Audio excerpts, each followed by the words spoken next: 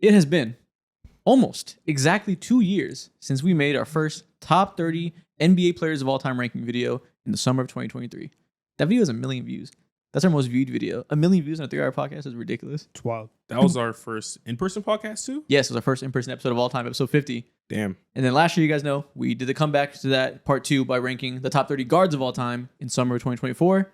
Today, we close out ranking season 2025 by doing part 3 to our all-time ranking series by ranking the top 30 big men in NBA history.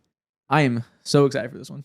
It's good because I was thinking about this before. Like next year, it's like, are we gonna have to do top 30 wings? And are there 30 small forwards? And we feel very confident about attaching the label all time to. Yeah, I don't know. Probably won't. Yeah, I'm not sure. No, we'll change it up. Before the big man one, Yeah. this list was the hardest one just because, like, even on guards, like when we're talking about like Steph versus Kobe or something, those are conversations that we've had before. I've never had some of the conversations in terms of like this ranking of like comparing KG to, I don't know, some random, big center. Like, though it's a weird crossover, even though that they play very like close positions. We're combining power forwards and centers to make it a little more interesting than just top 30 centers. That way we're not ranking like Marcus Hall and like, Boogie Cousins or whatever towards the end. We want to make it so it's all like legends, some of the defining players of all time. So combining power forwards and centers, like you said, conversations we've never had before. I feel a lot better about this than I did the guards. Looking back, like immediately after I did our guards the last time, I was like, I don't like what I did here. I didn't do a good job ranking this. I was lazy at some of this. So I'm very excited to show all the thought I poured into this one compared to last year. Yeah, no, how you felt about the guards last year is how I feel this year. I fucking hated this so much because I had to go back and do research on some players who I never heard before in my life. I'm like, why am I looking at this crusty footage and like trying to decipher niche parts about them? I shouldn't be doing this right now, but I'm doing it for them. Yep. It'll be fun. We're going to rank them. Before we get into it though, before we start it, I guess we should talk about our criteria. Because every time we do any type of ranking video, there's always so many comments about inconsistency and like contradictions in our ranking. You make a list. And like, not even that, like, I guess I understand why people say that because they'll see things like a conversation in the 30s. We pick somebody that we think is just better, they have less accolades. And then we get towards the top and we give somebody a nod over a different debate because they have more accolades. And they're like, but that other debate, you gave it to him because he's better at basketball, but this time you care about rings. Every single ranking on here is a sliding scale. We factor their peak, how talented they are, their team accolades, their individual accolades.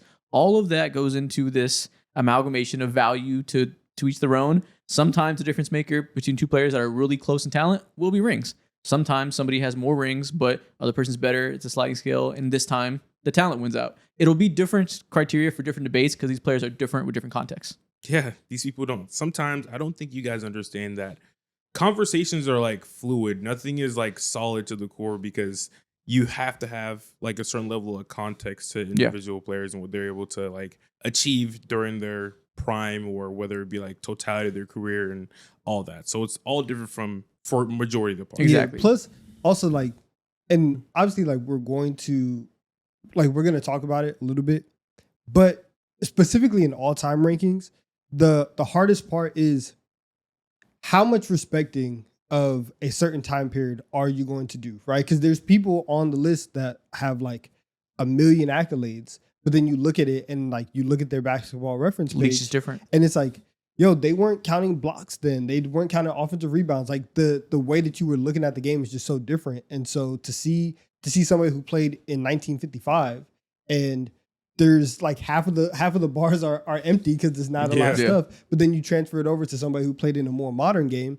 and it's like clearly they have more skills than the person in 1955. But how are we weighing that in terms of like how you compared to the people in your era, and then like just stacking up resumes, stuff like that? It's that aspect of it is extremely hard, and that's where I think the inconsistencies come into, because we might be having a debate about two people in the 90s and then we get up here and it's like somebody from 1970 to 1989 and it's like, oh damn, like I don't know how to do it. The exercise is gauging individual impact in a team sport that in and of itself creates so many contextual just loops to check boxes to check that it's inherently going to be inconsistent if you're looking for one thought process in this, because there's not going to be just one. We're not going to just weigh rings in your era, not going to just weigh MVPs. It's a mix of everything. So Should be good though. I think hopefully we did a good job balancing all of this. It's a hard balance to hit. Yeah.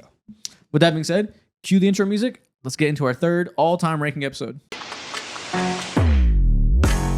The cranium is crazy. Oh my god. I mean, I really don't know what to say.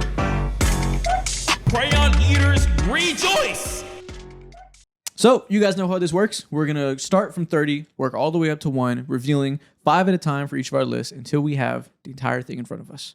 First off, here is my first 5. At 30, I had Dikembe Mutombo. At 29, Rudy Gobert. 28, Pau Gasol. 27, Bill Walton. And 26, Ben Wallace. Rudy Gobert, top 30 center. I know everyone's screaming that right now, but So- it's not crazy. Yeah, I didn't want this to be the tier where I just put all the DPOYs that suck at offense. I actively tried not to do that for a while, but when I went back and I tinkered everything and I moved guys up and down, I was like, damn, I have to put the 3 DPOYs that suck at Yeah. offense. It just on works this like one. that. Yeah. And, Ben Wallace is the highest of those 3 between Ben Wallace, Gobert, and Mutombo, who are regens of each other in different ways because he is the one that was the anchor of a championship team. That is the difference. They won a championship with his style of play being the anchor, which is a simplistic way to view it, but that was the difference there. And the Gobert and Mutombo, that's a hard one. I went back and forth. I went with Gobert just because I think, one, I probably have the benefit of knowing the minutia of his game from watching him a little better, but I understand that people feel how they feel about Gobert and hate him for sucking at offense and being unlikable and all these things. I don't think the offensive talent is any different between him and Mutombo. And I think Gobert, the way he carried defenses in the modern NBA, where offense at its greatest, offensive rules are at their most lenient for offensive players, it's the hardest era to ever play defense. And the way he single-handedly has carried defensive teams to the conference finals on the Jazz on that first year with the Timberwolves, where he is the defensive anchor with bullshit defensive talent around him and still anchoring top flight defensive units, that to me was slightly more impressive. Yeah, the Jazz years it's crazy because if you go back and you look at those rosters, it's like, yo, there's nobody out here that's like locked down. It's really kind of crazy the way that they were able to have that level of defense, and then just that entire like era is like, wow, it really was D-Mitch, you carry the offense, Gobert, you do this, and like that synergy was supposed to work, but And then he goes to Timberwolves and is on a wonky team with a power forward that is a center and isn't good at defense either. And they do essentially the same model. They once again have the best defense in the NBA, make the conference finals with him and Cat, making it work, mostly off the strength of Rudy Gobert being a brilliant all-time great defender. And I know there's the emotional talking points of him being exposed in the playoffs, can't defend the perimeter. All of that is fiction for the most part. Obviously, he can't defend Steph Curry in the perimeter. Neither could Mutombo. Neither could Ben Wallace. Neither could Hakeem Olajuwon. If you have him go out there on the perimeter every single play against Steph Curry, a big man is never going to do that. If they are, they're one of the greatest defenders of all time, and they will be on this list because of that. So maybe Hakeem is a bad example, but he's not that. You know what I mean? But despite all that and all the criticism of Gobert, he is one of the greatest defensive players of all time. And he can't be super high on this list because the offense is the offense. But being the best defensively, top 5 to 10 all time for a center's list is extremely important because everyone knows the center is the lifeline of all-time great defenses. And if you would have put him with other Hall of Famers, you would have think about him a little bit differently. Yeah, I think my gauge for Mutombo and Gobert, of course, like some of the greatest defenders that we've seen of our just the entirety in the NBA. But I will say, I feel like when it comes to Gobert, obviously similar to you, it's a little bit more of a bias because I've seen how much of an anchor he is. From the research that I was able to do, it seems like Mutombo, he's more of like a traditional big body center who thrives in the paint as well. Now, of course, like I don't know if he was in the NBA today, maybe he would have the ability to have like layers of impact instead of just like maybe 2 layers of impact in the paint. But I'm not gonna call you crazy for putting Gobert ahead of him at all. They're super identical. Yeah, and I do think again people think about Gobert as being a liability in the perimeter. As far as 7'2" gigantic centers go, he's actually quite nimble in the perimeter, especially when he was younger. These days he's lost a step a little bit. While he's still a great defender, look at him in 2025. He's a little more clunky. He moves a little more like a traditional center. Go back and watch those Jazz days, especially early on. He was fluid. Yeah. He can pull up and legitimately run a pick and roll as a defender and press the ball handler, get up, retreat as a ball handler in the drop. Like he can do it all on all levels as a pick and roll defender. He is not just a stationary, generic drop big. Yeah. Power at 28. Why Powell? Powell, he didn't make my list. Oh wow. Yeah, he's one of those like, you know, honorable mentions, first one in, or first one out, whatever. But like, yeah, so like having Gasol over Gobert with like, obviously, it's like as soon as like he is the missing piece for Kobe, and they get those back to back things, but I don't think he was as impactful, at least defensively. Of course not. As Gobert. Obviously, the offense way different. Yeah, exactly. But like, I don't know. That balance is interesting. Yeah, I struggle with this tier. Was hard for me. I spent the most effort on these back 10. At one point I agreed with you. Originally I had him like 31, and I think I had Yao Ming at 30, and I just ended up moving them around. Yao Ming was my first cut, and really, so Powell has longevity. He played for a long time.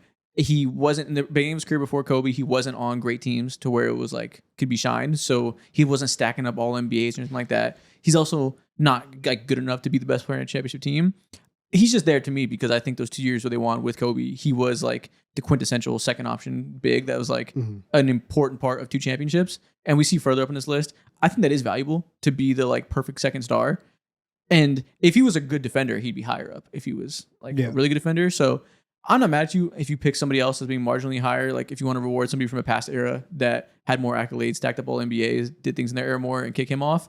I just think he's a certain level of talent that I think gets him above Gobert and Mutombo, who obviously don't have anything offensively. And the 2 rings were impactful to me because it wasn't just like, it wasn't like Kevin Love on that Cavs team where he's a third option, role minimized, all these things like that. Gasol was a vital part of why that Lakers team worked. Yeah. Okay. Yeah. That I love how you squeezed Bill Walton in there, man. Did you leave him off? Yeah, I did. He's like one of my first cuts. Sadly, He it's so hard has. to. I get feel to. like I don't know. Bill. I feel like Walton has to be on the list. It's tough because he's 1970s Derrick Rose. Yeah, it's like putting Derrick Rose on the guards list for sure. The only reason I kept him on here is because I think his peak, that MVP season, that's one of the greatest bigs of all time. So like, I think there's a certain level of peak you have where if I think you're one of the 15 to 20 greatest peaks of all time, even if it's a short amount of time, I want to put you on this list. But it's hard because it's only a 2-year prime. The reason I justify squeezing him on here at the end is because he had a few years as a role player where he figured it out and won a 6 Man of the Year at the end for that Celtics team. I said, you know what? You had a little bit of a recovery to your career at the end and found a way to adjust your role and did a little bit more value towards the end. I'll allow myself to put a 2-year peak on here just because there's a little bit squeezed on extra at the end. Yeah. That's if you want to leave him off because again, a 2-year peak is nothing, go for it. But I was like, I'll give him a little credit there. Okay. The peak is just so crazy because like even Rose who wins the MVP, like they lose in the conference finals.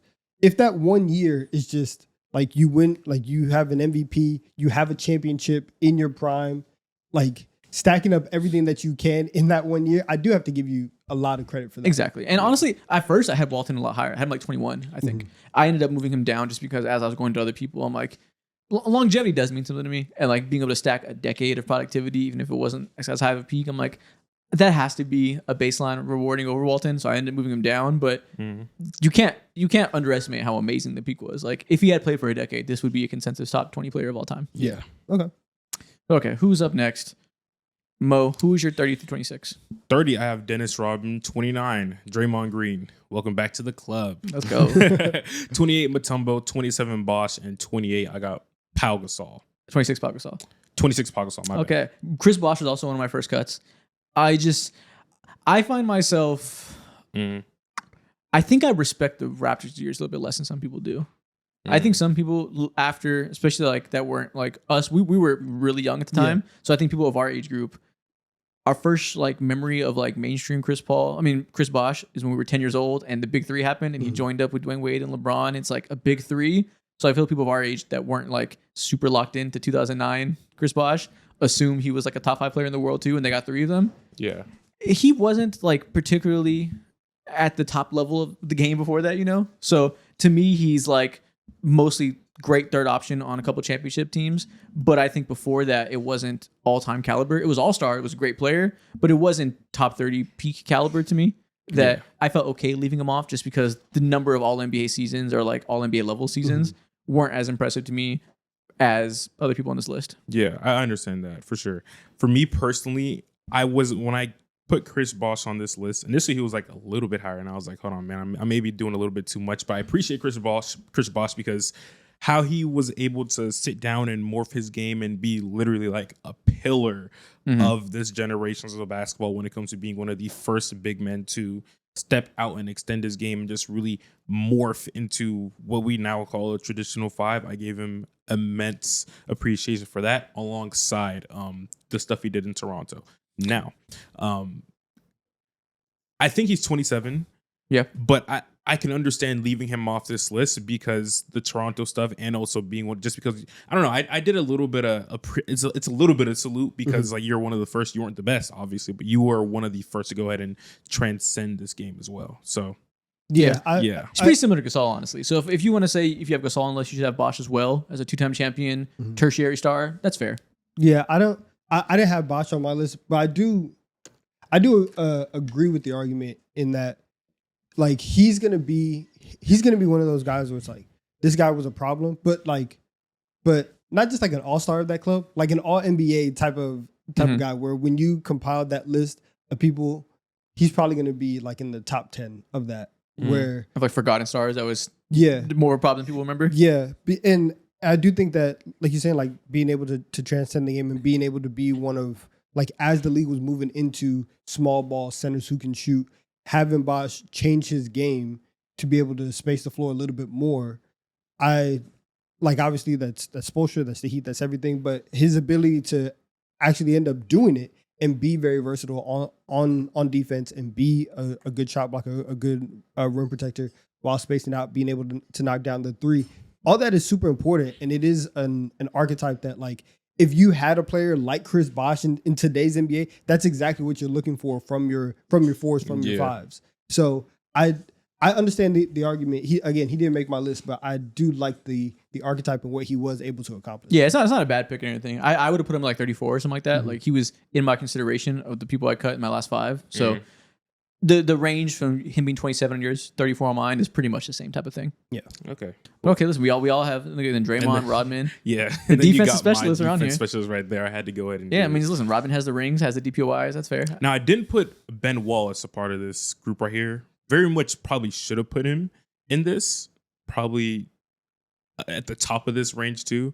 But genuinely just like slipped my mind because I was doing so much appreciating for Draymond Green. Yeah. Shout out Draymond Green.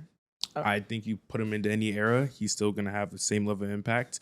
And I think that whether it be the 2000s or 2010s, even now, obviously, or hell, maybe even like the 80s, he would still be like, oh, no, Draymond Green's a fucking issue, man, because of the trash talk, obviously. He will put hands on fucking any and everybody as well. He fits perfectly in that era, bro. Yeah. I'm never going to be upset rewarding one of the greatest defenders of all time. Yeah. So, very worthy placement 29. Donovan, who is your first five? At 30, I have Gobert. 29, I have Ben Wallace. 28, I have Dennis Rodman. 27, I have Kevin McHale. And at 26, I have Draymond Green. Okay, so first off, we've gone over the DPOIs. I think we're all in agreement there. We appreciate those. Kevin McHale, that's kind of low. McHale, and he's very good. I think his progression from 6-man into being, one of the best players on that team, best players in the league is great.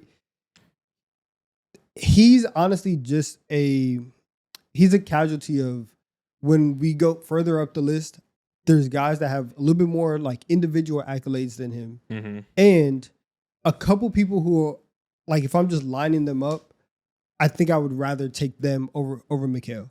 Yeah. And so like 27 is the absolute lowest for him. There was versions of this list where I had him honestly much higher. But when I thought about it, and I was like, would I rather have Draymond than McHale right now? If I had like a decent guard, it's a weird conversation. Yeah, but Draymond's defense is so crazy and it's so versatile, and I respect it much more. I like it much more than what Ben Wallace and what Gobert are, just because you're more mobile and and you can also guard fives, whatever. Like, no, I agree.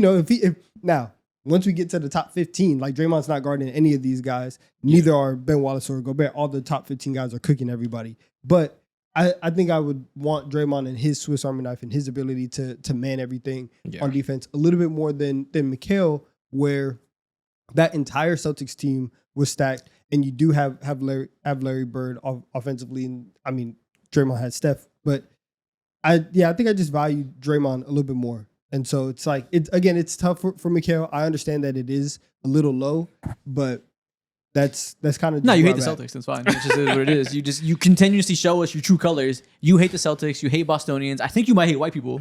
I think all around you are the villain. Listen, man. I cannot confirm or deny. I have no words. No, I mean it's not. It's a low end, but it's not insane. I do think because we saw that there's that 1 year, 87, where he averaged 26 points per game. He split MVP votes with Larry Bird. Larry Bird was third in MVP. Mikal was fourth in MVP. I think, there's like the argument away that like he could do more if needed, like the Mon Ginobili type of argument. Mm-hmm. But like imagine if Mon Ginobili had a season where he averaged 27 and it wasn't just theory. That's kind of how I view that with that season. That moves me a lot in terms of like entertaining those arguments that Mikal is that talented offensive player, just never needed to, but we can give him mental credit for that. Yeah. He just sacrificed for the team. And it's really tough because I mean Mikal also was like a good defender and he's making all defensive teams. 6-time all defense. Yeah, and so it's like okay, Draymond is not that offensively, so why would you put Mikal over it?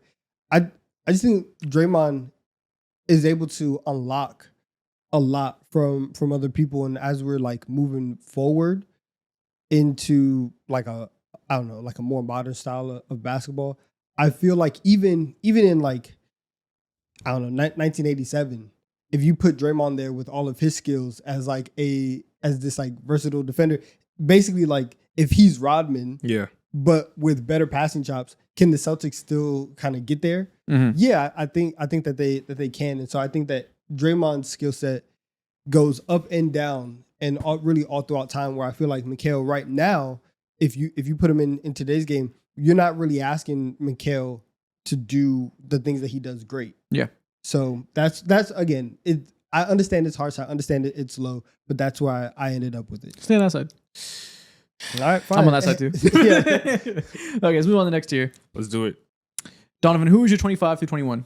25, I have Nate Thurmond. 24, I have Dwight Howard. 23, I have Anthony Davis. 22, I have Patrick Ewing. And at 21, I have Wes Unseld. Okay.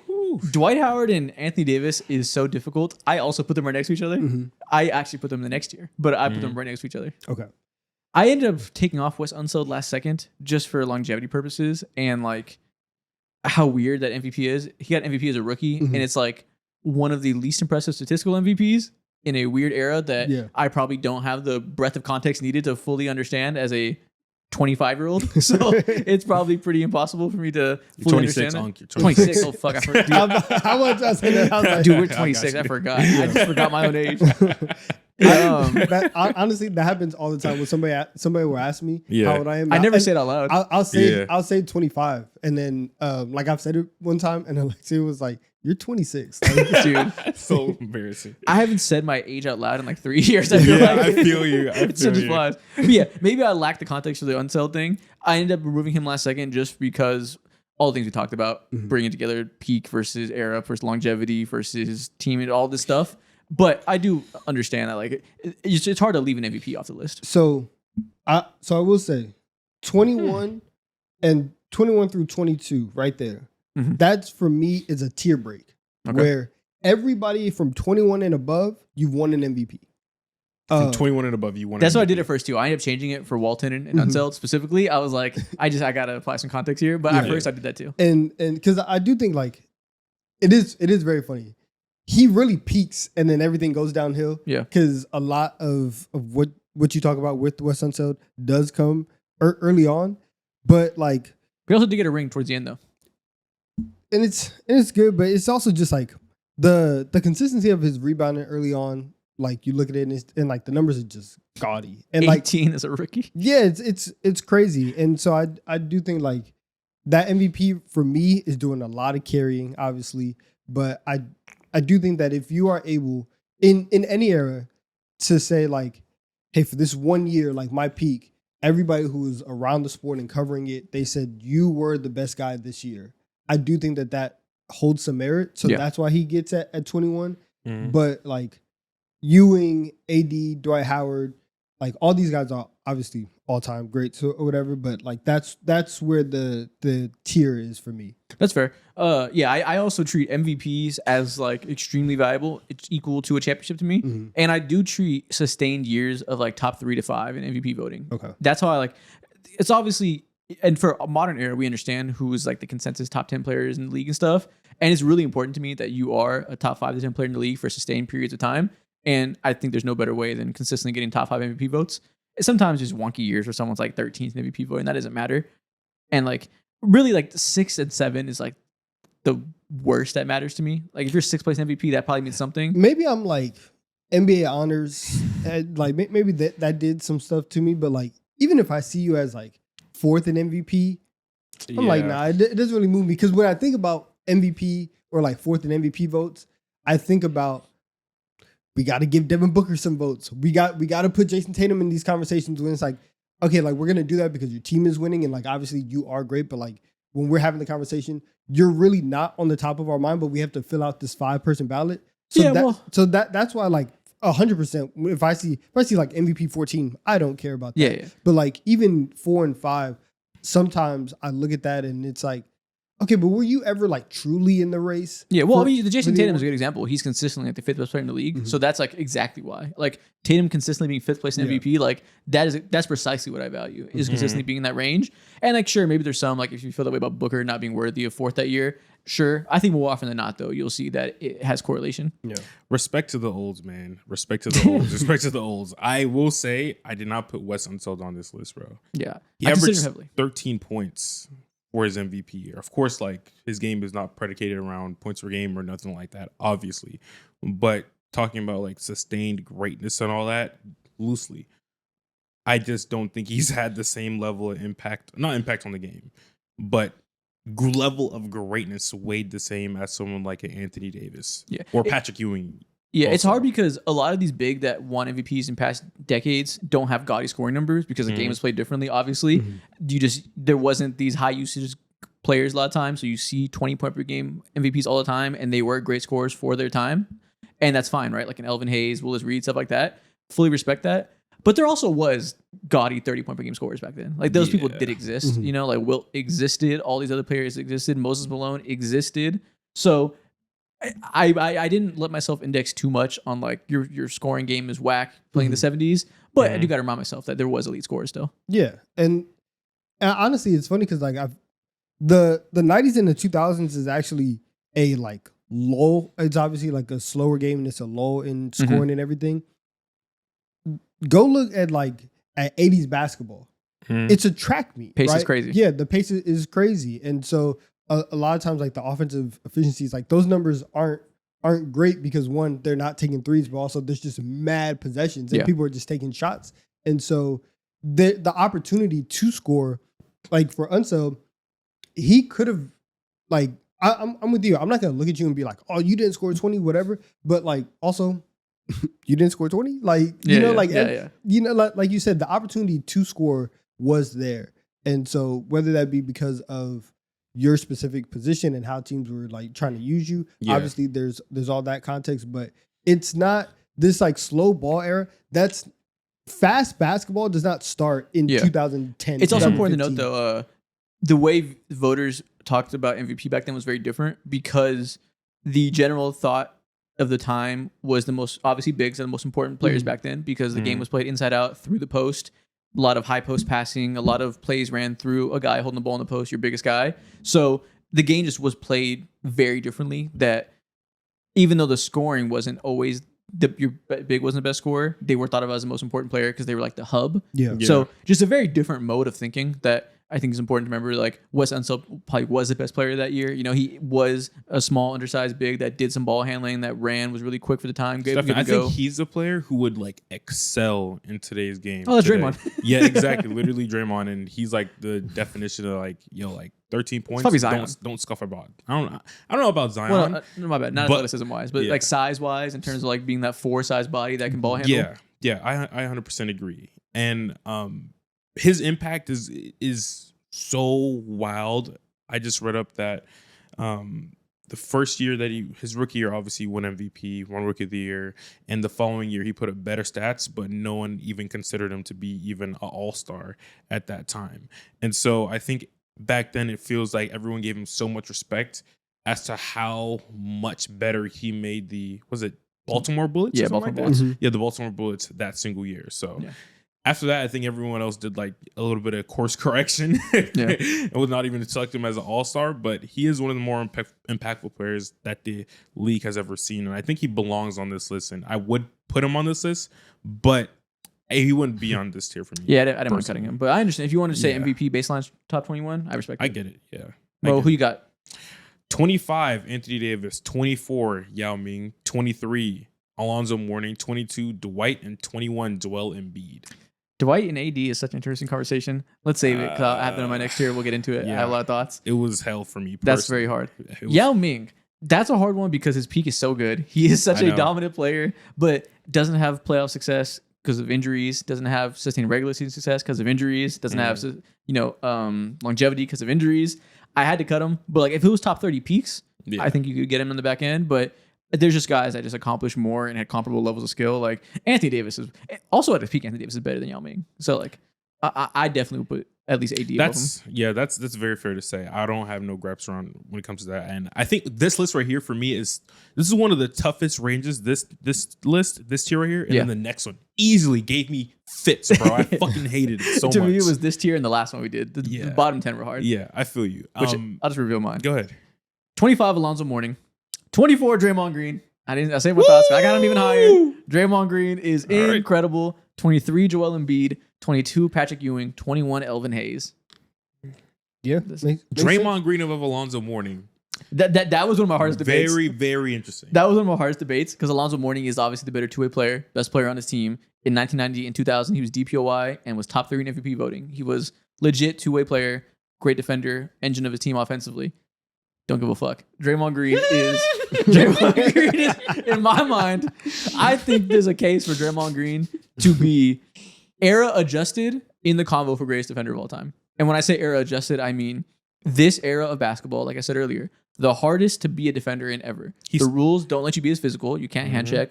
You can't do a lot of things that players talk about all the time and why it's hard to play defense today.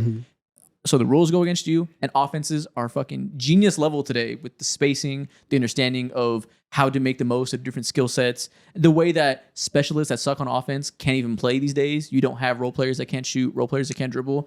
Everybody 1 through 5 is a threat offensively, and offensive ratings are through the roof. It's impossible to look at offenses today and not view them as a whole different caliber than even 15 years ago. And yet Draymond Green is the best defender in the NBA in these days for this era. Which, not to say he's the best defender today, but for his era, I think he's the greatest defender. He is the most influential defender outside of Bill Russell, I think, in terms of, we talk a lot about like small ball starting with like Chris Bosh, Amari Stoudemire, that era. Small ball didn't begin in a meaningful way until we found a way to make it work defensively. And it started working defensively when we saw what Draymond Green could do. He is the origin of small ball lockdown defensive guys in the modern NBA. Obviously, they exist in the past. Bill Russell's smaller. There's plenty of smaller defenders. But in the way that we conceive small ball today, it really begins with Draymond Green. He is the blueprint for a switchable guy at the 5 to defend modern ball handlers and pick and roll and isolation. Everything he does defensively is one thing. Offensively, doesn't get enough credit for the playmaking he does. And yes, he's in the perfect scenario. Maybe it wouldn't work outside of Steph Curry. It's a good thing he has Steph Curry, and we can gauge his career off of what he did next to Steph Curry. And he is not equally as important to the championship teams because Steph Curry is one of the greatest players of all time. Very close second. He is as important as any second option could be to a sustained era of excellence. Honestly, if you really think about it, if Draymond Green was deleted from the NBA, it would look so wildly different. Yep. Of course, I think like things would transform and happen, but it wouldn't be until maybe 2025, 2027 or something like that. He and Steph Curry obviously helped fast forward the progressiveness of the NBA when it comes to this elite level style of play and just overall like breaking down NBA norms and shit. Yeah, exactly. The way that Steph Curry revolutionized offense in many teams took learnings from what Steph Curry and Steve Kerr unlocked as an offensive team. And then you get Daryl Morey and D'Antoni leading their Rockets renaissance right after, doubling down on the three-point stuff and really taking it to the next level, taking the learnings from Kerr and what D'Antoni did with the Suns. A lot of defenses took their learnings from what Draymond Green helped Steve Kerr unlock defensively too. It's almost equal there.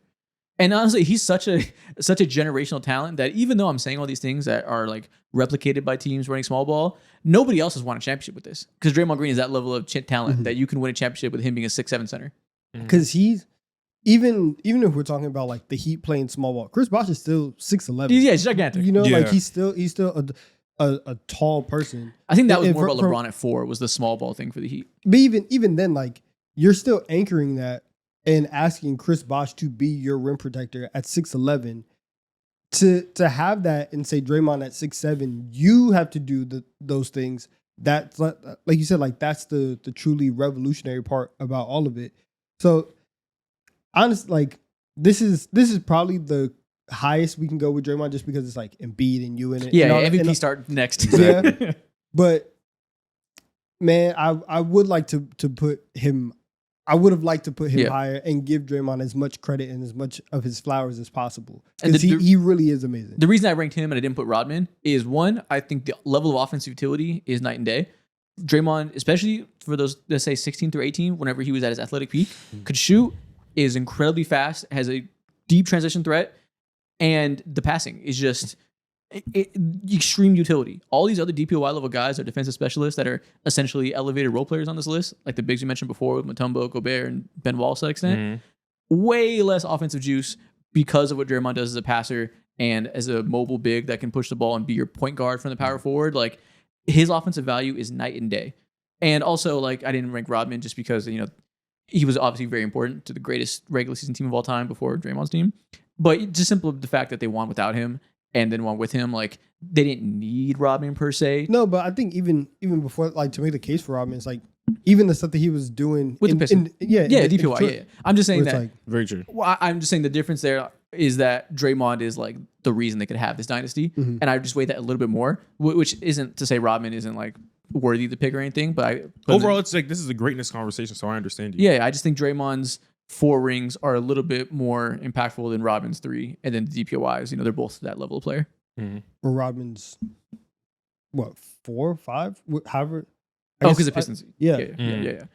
So equal rings type of content, and I just think Draymond's better offensively. They're both 2 of the greatest defenders of all time, and I think Draymond's importance to his team and how he made that dynasty happen, rather than not to say again, I don't want to make it sound like Rodman was just along for the ride. He wasn't just a guy. He wasn't James Jones at the end. Nah, But he wasn't. Stay on that side. He wasn't the pillar. He wasn't Yeah. MJ and Scotty. Draymond is Scotty in this conversation. Yeah. You're calling him a bus rider. It's okay.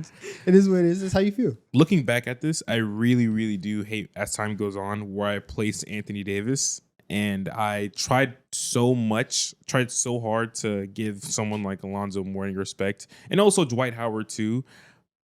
And backhandedly just like left me to not forget about Anthony Davis, but like not really look at what he's done throughout the entire course of his career as a number 1 overall pick, being the number 1 option on the, I guess, back then Hornets, but now Pelicans, leading them to certain levels of success that they still haven't seen yet at all through, I don't know what, it's been like 5-6 years. Winning an NBA championship, being one of the best players in the world since dating maybe between 2016 all the way up until like 2022. He had arguments to be a top 6 player in the world consecutively for those years.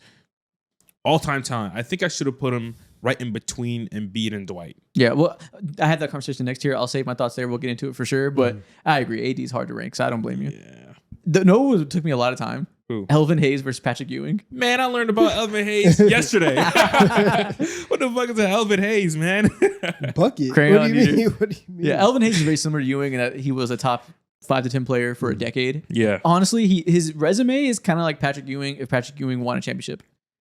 That's really the delineating, the deciding factor there is 1978. He won a chip as a Finals MVP and MVP. So that was the deciding factor. But a lot of their like other resume outside of that 1 year, very similar. Yeah. You know what? You got the chip, so go ahead. Salute. Yeah. Yeah, go ahead and Do you want to have the Embiid conversation? I'm assuming you didn't include him, Donovan. He's actually higher for me. Oh, what the fuck? What the fuck? Wow. Donovan put Embiid the highest? Wow, He's man. actually higher than me. Higher. That's crazy. Let's keep him. I gotta see this. I wanted to put him higher because I truly believe Joel Embiid is like a top 15 peak center of all time. Like I Yeah. think he's one of the greatest players in NBA history in terms of like his abilities. And people hear that they're playoff choker, yada yada. Exactly. You're right because of injuries, and he never was able to be healthy in the playoffs and have a successful run. When he hit his peak, which is really the last like 3 years, when he became like MVP second or first every year, averaging 34 points per game, there was a different level between early prime Joel Embiid, where he was straight up choking in the playoffs, and late prime Joel Embiid, where he was 1A, 1B best player in the world most of these years and was getting hurt for these playoff runs. That's why he couldn't succeed. That to me is one of the best players of all time. It's one of the biggest tragedies that we couldn't see him have the full breadth of his talents in the playoffs. What in the blue moon, man? You have Embiid higher than both of us. Wow. I know it. I respect it. Let's keep it pushing. I thought I was doing the most, but I love it. Let's get to the top 20 because I think, we'll talk about more of these guys in these next year. Mo, who's your 20 through 16? 20 through 16, I have Bob McAdoo. 19, I have Elvin Hayes. 18, Parrish, my bad. 17, Willis Reed. And 16, I got Bob Pettit. So this is your Unks tier where you saluted all the guys that have the resume that you don't know shit about their game, but they have a lot of chips. Yeah, I did a little bit of deep diving as much as I could. Elvin Hayes, fucking goon as well, bro. What do you mean you like walked into your rookie year and you gave everyone just 28 points per game casually and you were just like a routine all-star and I almost think of him like, damn, bro, he was legitimately the Jason Tatum of his age, of his era, just consistently elite NBA player. No one ever thought of you as like the best. Obviously, this is the first time in the history of this show that we've ever said your name, bro. No one thinks of you as that nature because you are like the Tatum of that age. So It's also because he played in the 70s. exactly, of course, too. So salute to you. Yeah. So yeah, that's my list. Shout out to Bob McAdoo. No, shout out to Bob McAdoo for sure. Found out that Bob specifically, he almost feels like the 1970s version of Joel Embiid. Super short, like an impactful run to his career, but easily forgettable because of how short his prime was due to injuries. Exactly. I put him. So they're technically different tiers, but I had Embiid at, what did I have at 23? I had Bob McAdoo in the same place you do, I think, for the same reason that those guys are all very similar in that they didn't have the sustained excellence. Yeah, exactly. But okay, other than that, shout out Bob Pettit, the first like GOAT level player in NBA history. I think I actually put him at the exact same spot. Willis Reed, Finals MVP, makes sense. Yeah, this is your straight Unk tier. All right, cool. So Donovan, who you got? This is also my Unk tier. And so I have Willis Reed at 20, Bill Walton at 19, Elvin Hayes at 18, Bob McAdoo at 17, and then Embiid at 16. Here's what I did. I put all the Unks right there. and I said, listen, Embiid does have the MVP. I think I'm gonna put him ahead. Okay. Because I do think on talent alone, and if I'm adjusting for era and I have some talent, I think I would take Embiid over all of these guys. I think, and obviously it's just because I've seen Embiid play much more than I have seen everybody else play. And so I am going to lean that way.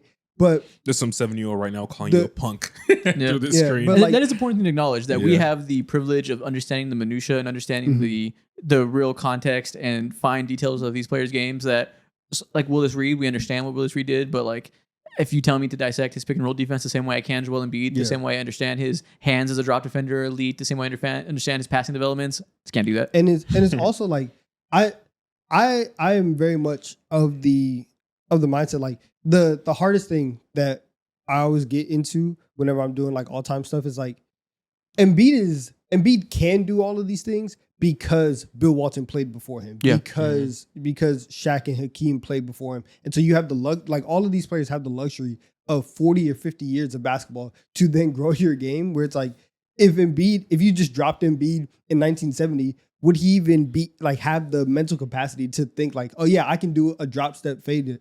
Like probably not. But like as we're here right now, I do think that Embiid in his scoring and his ability to play at all three levels, the fact that he can do it on both ends and be truly, truly elite on both sides of that ball and have an MVP, I think it deserves credit above the Unks if we adjust for error. Yeah, so I think that's totally fair. That's where he gets there. I think that's totally fair. Like we said up top, the way we're viewing this is a mixture of all facets. It's your resume in terms of your accomplishments as a team and what you led to team success, your individual accomplishments, MVPs, all NBAs, etc., your talent, your production, all these things. And his talent is so fucking high and so honestly underrated by the people that are seeing it in the moment. He's the most taken for granted star of our time, I believe. that can put him above certain people that obviously have all the other boxes checked. His talent just has that many points added to it. I'm just surprised you're the one to make that argument. Because when we have these conversations, I always make that argument, and then you always go towards resume. Because here's why.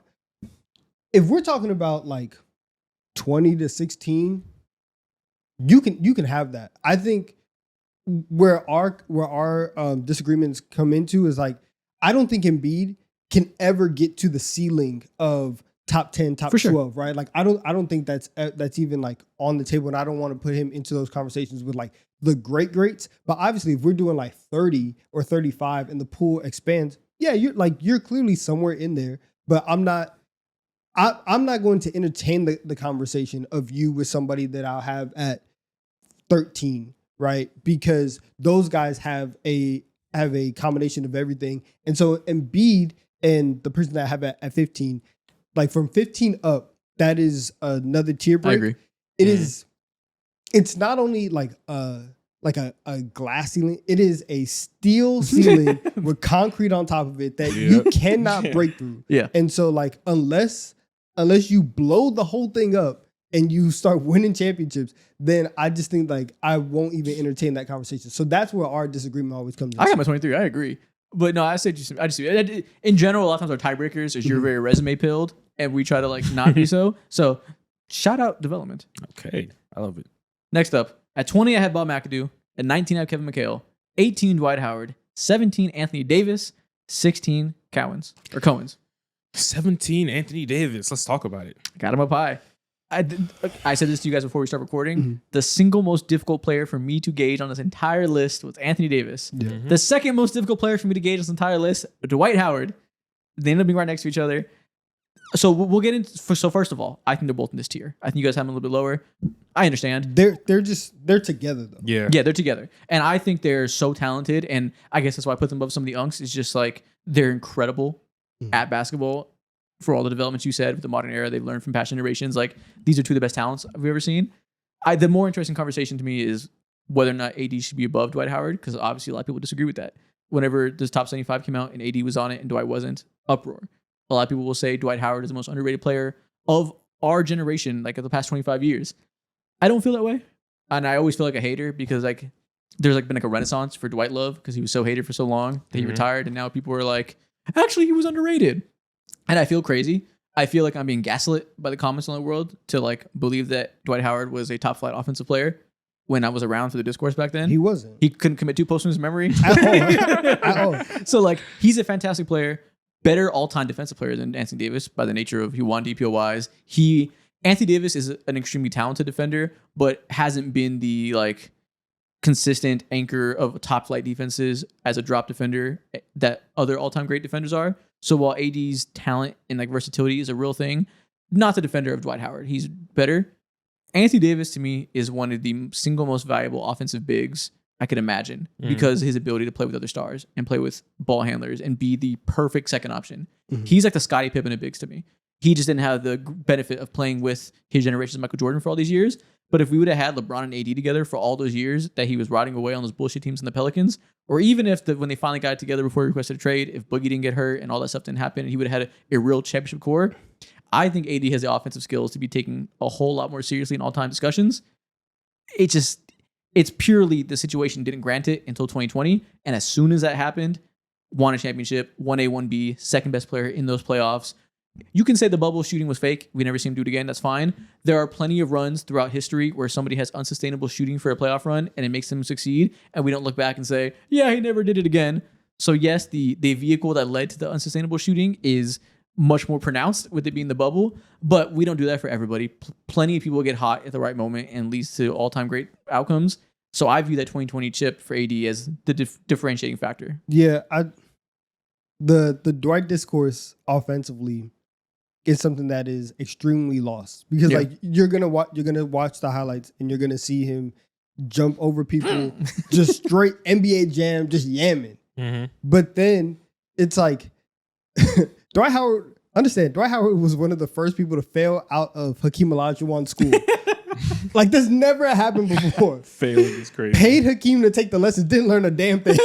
Yeah. Just wasted money, wasted time. Everybody's time. How much is it? Like $50K or something? I have no idea. Dwight had it, so it's crazy. But he's like, like everybody was going to Hakeem and trying to learn post moves, and like LeBron learned, Kobe learned, and everyone's like, oh my gosh, like their post game is so great. And Dwight just couldn't do it. And the only thing that you would ever see Dwight Howard do is throw his shoulder into somebody and sweep across the lane. He might again throw his shoulder and have one drop step. It's not a great bag. So even whenever we talk about like offensive talent, that's not there, right? Yeah. And he's awesome, and I will give him credit because like he was the top player on a team that made the finals, and that is I want to discuss that. That is very hard, and it is valuable. That is also it's also a statement about how the Magic wanted to build, and like their courage to go say like, you know what, you don't have to do this, and I promise you they wouldn't have built it that way if Dwight could give you 28 instead of 22. So I think that is the smoking gun. A lot of people say is like why he's better than Anthony Davis. He was the best player on the championship team. AD never got anything done as one option, which is true. That is a true factual statement. If you say it in that way, you're not wrong. But if we peel back a little bit, we understand the Pelicans teams AD had. We understand that when they finally got serious, the co-star they traded for got hurt. We understand that when he finally got in a serious team, they won. To be fair, it was with the greatest player of all time, so to speak. So I understand treating that with a grain of salt. Dwight Howard led a team to the finals as the best player. That's way more a testament to how well-rounded that Magic team was and ahead of their time, a spacing team that team was. That team started 4 awesome offensive threats next to Dwight Howard that don't jump off the page because they weren't superstar talents that cross-generation memory. But that team is like, that's the same way as Devin Booker leading the 2021 Suns as the best player in the championship team. They had Chris Paul, they had the 2 great young wings and Bridges and Cam that gave us spacing, that Ayton gave him a good year. Like, it was a well-rounded starting 5. Yes, Booker was the best player. He wasn't backpacking that team there. Like, he wasn't just like the guy that carried a team there in the same way that Dirk winning a ring was, you know? So it is a good accomplishment for Dwight Howard. I have him at 18 all time. It's not some like clear delineation between him and a guy like AD that he can be the best guy to make a championship team on his own versus AD who can't. Like, it wasn't that level of backpacking to me. Yeah, I definitely do agree. I think these 2 guys as well are I always find them in the same conversation in terms of like, people just feel like they could have gotten more out of AD. Whenever the media talks about AD or Shaq or whatever it is, they're always saying like, they're always talking as if these guys left some food on the table. And I truly think for someone like Dwight Howard, there was probably a lot more food left on the table for the things that you said when it comes to his limited offensive capability.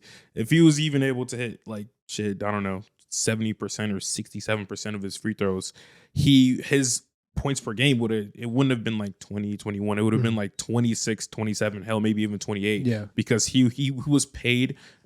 All credit to, like, of course, team construction as well too, because they're also a very important pillar of the NBA when it comes to realizing the importance of having such a athletic freak down low. We need to put as much spacing around him. They were also one of the most important teams of that era too, because they realized how often Dwight would get to the fucking foul line. He had multiple years, where he was taking like 11 free throws, 10 free throws a game throughout, I don't know, maybe a 4 or 5 year span.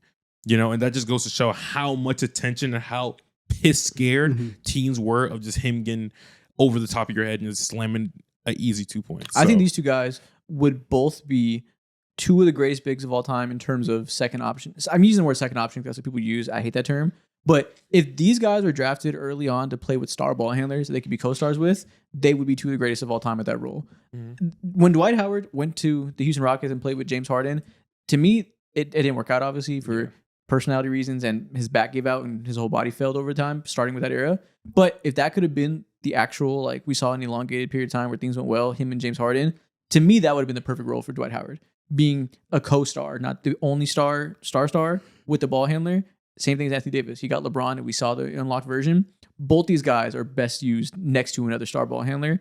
And if they would have had the benefit of being drafted with their version of Larry Bird, like Kevin McHale, they would have the type of legendary career. Yeah. I like what you said is true. Both of them, I do think like both of them have a lot of meat left on the bone in terms of what they could have accomplished.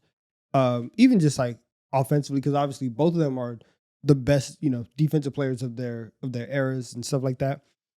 But and so like when you look at their careers and you start saying that, you start saying both of them for their eras are at the top defensively. It really is like who's just more talented. And at that point, Yeah. AD is more talented Very than true. Dwight Howard. More versatile, And so that's why I think more like, scalable. yeah. And so like I just don't hate it. So like but I do understand AD being this high. I'm not gonna lie. I just realized there's a fucking polar bear in Arlington right now. On who's my list? No, my list. Why the fuck is Robert Parrish there, bruh? Oh, ring culture. He's an important part of the legendary team. I mean, nobody's gonna yell at you. I would have definitely put him a tier below. Yeah, Definitely would have put him a tier below. I was gonna ignore it. No one's gonna yell at you for applauding one of the most team success bigs of all time. Nah, You know who I don't see on your list though? Mikhail. Dave Cowens. That guy Shout Dave. out to. Let it ring. Drop. Yeah. Shout out to Dave Cowens. Dave Cowens is probably the most forgotten players of all time. I forget about Dave Cowens. Dave Cowens was the best player on 2 championship teams for the Boston Celtics between Bill Russell and Larry Bird. Mhm. I don't think anybody thinks about him that way of our generation. People completely forget that 70s era exists between Russell and Bird. Yep. I think the general conscience assumes that Larry Bird was drafted the year after Bill Russell retired. No, they won chips between 2 of them, and Dave Cowens was the best player on that team. And I'm glad that you put him on your list so that as a show we have Yes. representation. Exactly. You guys forgot? Yeah. So like, it's too many unks. It's too a many. lot. It's hard to remember. It is. Yeah. Yeah, it's trying a to do lot. our due diligence to know the history of the game, but there's a lot of legendary bigs that it's hard to remember Yeah. when you just like do not have the public consciousness of these guys. Yeah, Yeah. It is tough. But no, Dave Cowens, he's a 2-way player, MVP level player, won championships, the best player on the team. That put him above AD and Dwight, who are like, I'm saying all these things that are like, they're the ultimate in theory players that I don't think it's bad to apply if man type things for these lists when it's a contextual game and these guys weren't in the exact best context of them at their peak. That I think it's fine to give them credit for that. That if you imagine they swap places with Kevin McHale or swap places with whoever else, that in a better scenario, like some guys don't get the best scenario for them and it's outside of their hands. And when we know they're this talented, with Dwight being that talented defensively, AD 2-way player, especially offensively, I think it's totally fine to apply context of what we know they could do if in a better spot. Okay. Okay, that's fair. I agree. Especially That's because all you know he has the DPOIs, has a final, AD has the ring. Like we've seen it when it can go well. We just know it's not his fault it didn't go well for this long. Mhm. So I don't think it's doing too much. It's not. We gotta appreciate him. Next tier. Top 15. At 15, I got Willis Reed. Now this is the serious tier. This is where we get to the real legends, like There the we best go. of best of all time. Hell yeah. 14, Charles Barkley. 13, Bob Pettit. 12, David Robinson. 11, Dirk. Okay. Not bad. Not bad. Willis Reed. I like the respect. Pettit over Barkley. Obviously, like I can just see that being like a tough discussion because like Pettit from the moment he walks in is just killing dudes. Yeah. And Charles Barkley obviously amazing, has an MVP, has been to finals, but like he doesn't have a ring and Pettit does and stuff like that. So Yeah. I treated Pettit like Bill Russell, where we're like, you are just so clearly the best player of your era that I'm going to applaud it. Obviously, I'm not going to pretend to be an aficionado on 1950s minutia of all these teams and the league-wide environment, him compared to the second best player, what the team environment was in terms of his help on those teams, all this stuff. But you are just by far the most dominant player of your era. You have zero peers as the guy before Bill Russell came into the league that I put him at the bottom of the all-time greats who have rings. yeah, that's fair. Pettit, and I was watching, I was grinding tape, watching Pettit. Watching that black and white tape. Yeah. Yo, man, he was nice. Yeah. he was nice, and so, like it's very funny whenever you watch like 70s or like 60s NBA tape because everybody kind of looks kind of funny, kind of silly, whatever. And then one player stands out, Yep. and it's always those all-time greats, and you're like, oh, he could play today. Like Yep. he actually is good, and like Bob Pettit was strong. When he's finishing like different layups, he's going under the rim, doing all this stuff. Like his touch is really nice, and so you can see why in 1960 whatever, why this guy's scoring 28, 29, 30 points a game and just killing. Yeah, sometimes you're like, if you put X player back in the 50s, he'd be going crazy. Bob Pettit is X player. Like that's like Cooper Flag back in the 50s or whatever. You put star X today back then, that's who he was. So yeah, that's the same way we'll get to like the legendary unks above. That's the same way. I respected the 60s and stuff on this list. Like those eras, some people our age will just be like, yawn, plumbers, fuck out of here. I decided just to not do that. And if you're the best player of your generation for a whole decade by far, I gave you the nod. That's Gotcha. fair. Okay. Barkley versus Willis Reed took a little bit of mental gymnastics. I was like, okay, what the fuck do I do with that comparison? I won't with Barkley. I just think he's like that caliber of all-time talent, a full decade of being top 5 in MVP, being one of the best players in the world. And he lost to Michael Jordan in the finals instead of not having to play Michael Jordan. I was like, that kind of is the difference, is you got blocked by the GOAT. Why do you have Dirk above Robinson? 2011. Pretty much, Carries like a lot. Yeah, 2011. That's pretty much it. When you have two players that are both all-time level talents, Dirk's top 4 or 5 offensive big man of all time, around like 5th. Sure. Maybe it's high because there's some guys at the top. Like I forgot I don't about like true centers. I'm used to thinking about him power forwards. Yeah. Power forward wise, one of the most talented offensive players of all time. One of the best spacing, Is he shooting, number talented. 2 in terms of power forwards? Is he the second best? Offensive? Yeah. I don't know. He's probably I a better don't know. offensive player than Tim Duncan. That's like Yeah, that's my it's like him and idea. Giannis. Yeah. Yeah, it's yeah, him and probably. Giannis. Whatever. So he's in the conversation. Throw Tim Duncan in there for respect. That's the top 3, whatever, right? He's a better offensive player than Dave Robinson, who did his role winning when Tim Duncan got there, obviously. And I just think that single accomplishment of what we saw, he's not the defenders that Dave Robinson is, obviously, but I just think it's kind of a conversation we're going to get to with Jokic. I think there's a instinct to give it to the guy, especially with bigs. One's elite defender, one's elite offensive player, not two-way. Give it to the guy who does both. That stands to reason logically. We see certain level of offensive players that it doesn't matter. Jokic is the best player in the world. He's not an above average defender. Like at a certain point, if you're so dominant offensively and the team is built the right way, you can carry a team in ways that great defenders can't. I don't see Anthony Davis doing that. He's a better defender. He checks more boxes technically. And that's like the quintessential thing. At the end of the day, I know what you're thinking about. Come on, I know what you're thinking about. I know what you're thinking The game's about a skip pass. Dirk is not making that skip pass. And Dirk's not top 10. But listen, we'll get to the other guy. We haven't said his name yet. But yeah, that's the difference. It's just I think his offensive skills. From I agree 11 with to you. 12, from 5 to 6, whatever it is, you know what it is. There's always a bucket. You know what it is. Yeah, but honestly, if somebody wanted to put Dave Robinson above him, that's fine. I'm not passionate about that placement. Me personally, I did not do that. So Yeah, I agree with you. I think the fact that that Robinson wasn't winning titles until Duncan got there. Yeah. That in this context, it did mean a lot. David for me. Robinson's a guy that if he played in today's media ecosystem, he would be harshly criticized for Yeah. the lack of winning in the playoff stuff. Like Yeah. he would be harshly criticized for not getting it done and all this stuff. Yeah, his efficiency as well. Looking back at it, bro, the media would have tore him back up in their specific players. Obviously, one of the greatest eras when it comes to big men of all time. Maybe, I don't know, the greatest. I don't know. But so many players gave him fits into the efficiency. I was looking at it a couple days ago. Horrendous for his position. Was it him or Ewing? No, I think it was Ewing. Shot 36% in the finals against Hakeem. I saw that. I was like, damn, Hakeem locked his bitch ass up. Bro, Hakeem gave him fits too, though. Yeah. No, man. I like David Robinson is on. He's the first highlight of Hakeem's like highlight reel. Yeah. of the Dream Shake. I'm Yeah. like on the day that you win MVP over me that I was robbed for. I'm gonna go into your house and embarrass you and just have you jumping all over in like in space and you have no idea.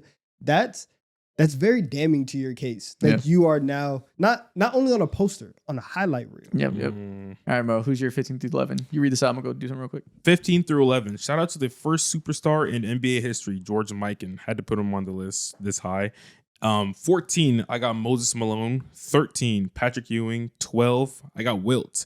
And 11, I have Charles Barkley. Not going to lie, 2 things that jump out to my list right now. Again, just for clear context, I finished this list at like 10 o'clock, 10 a.m., 10:30, something like that. So that was just a few hours ago. That just goes to show you how much like shifting that I've done completely on this list and how I still feel quite unsettled.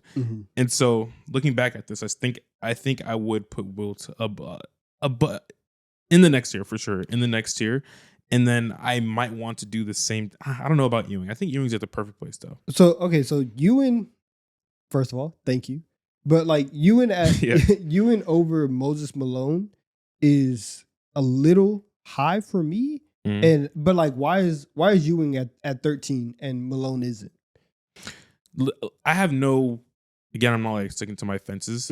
When it comes to Ewing, I see the shortcomings, obviously, but the all-around offensive game and how he was able to damn near carry the burden of not to say that Moses Malone didn't do that, obviously, but when it comes to Ewing and how he was just a hub, a force in the NBA.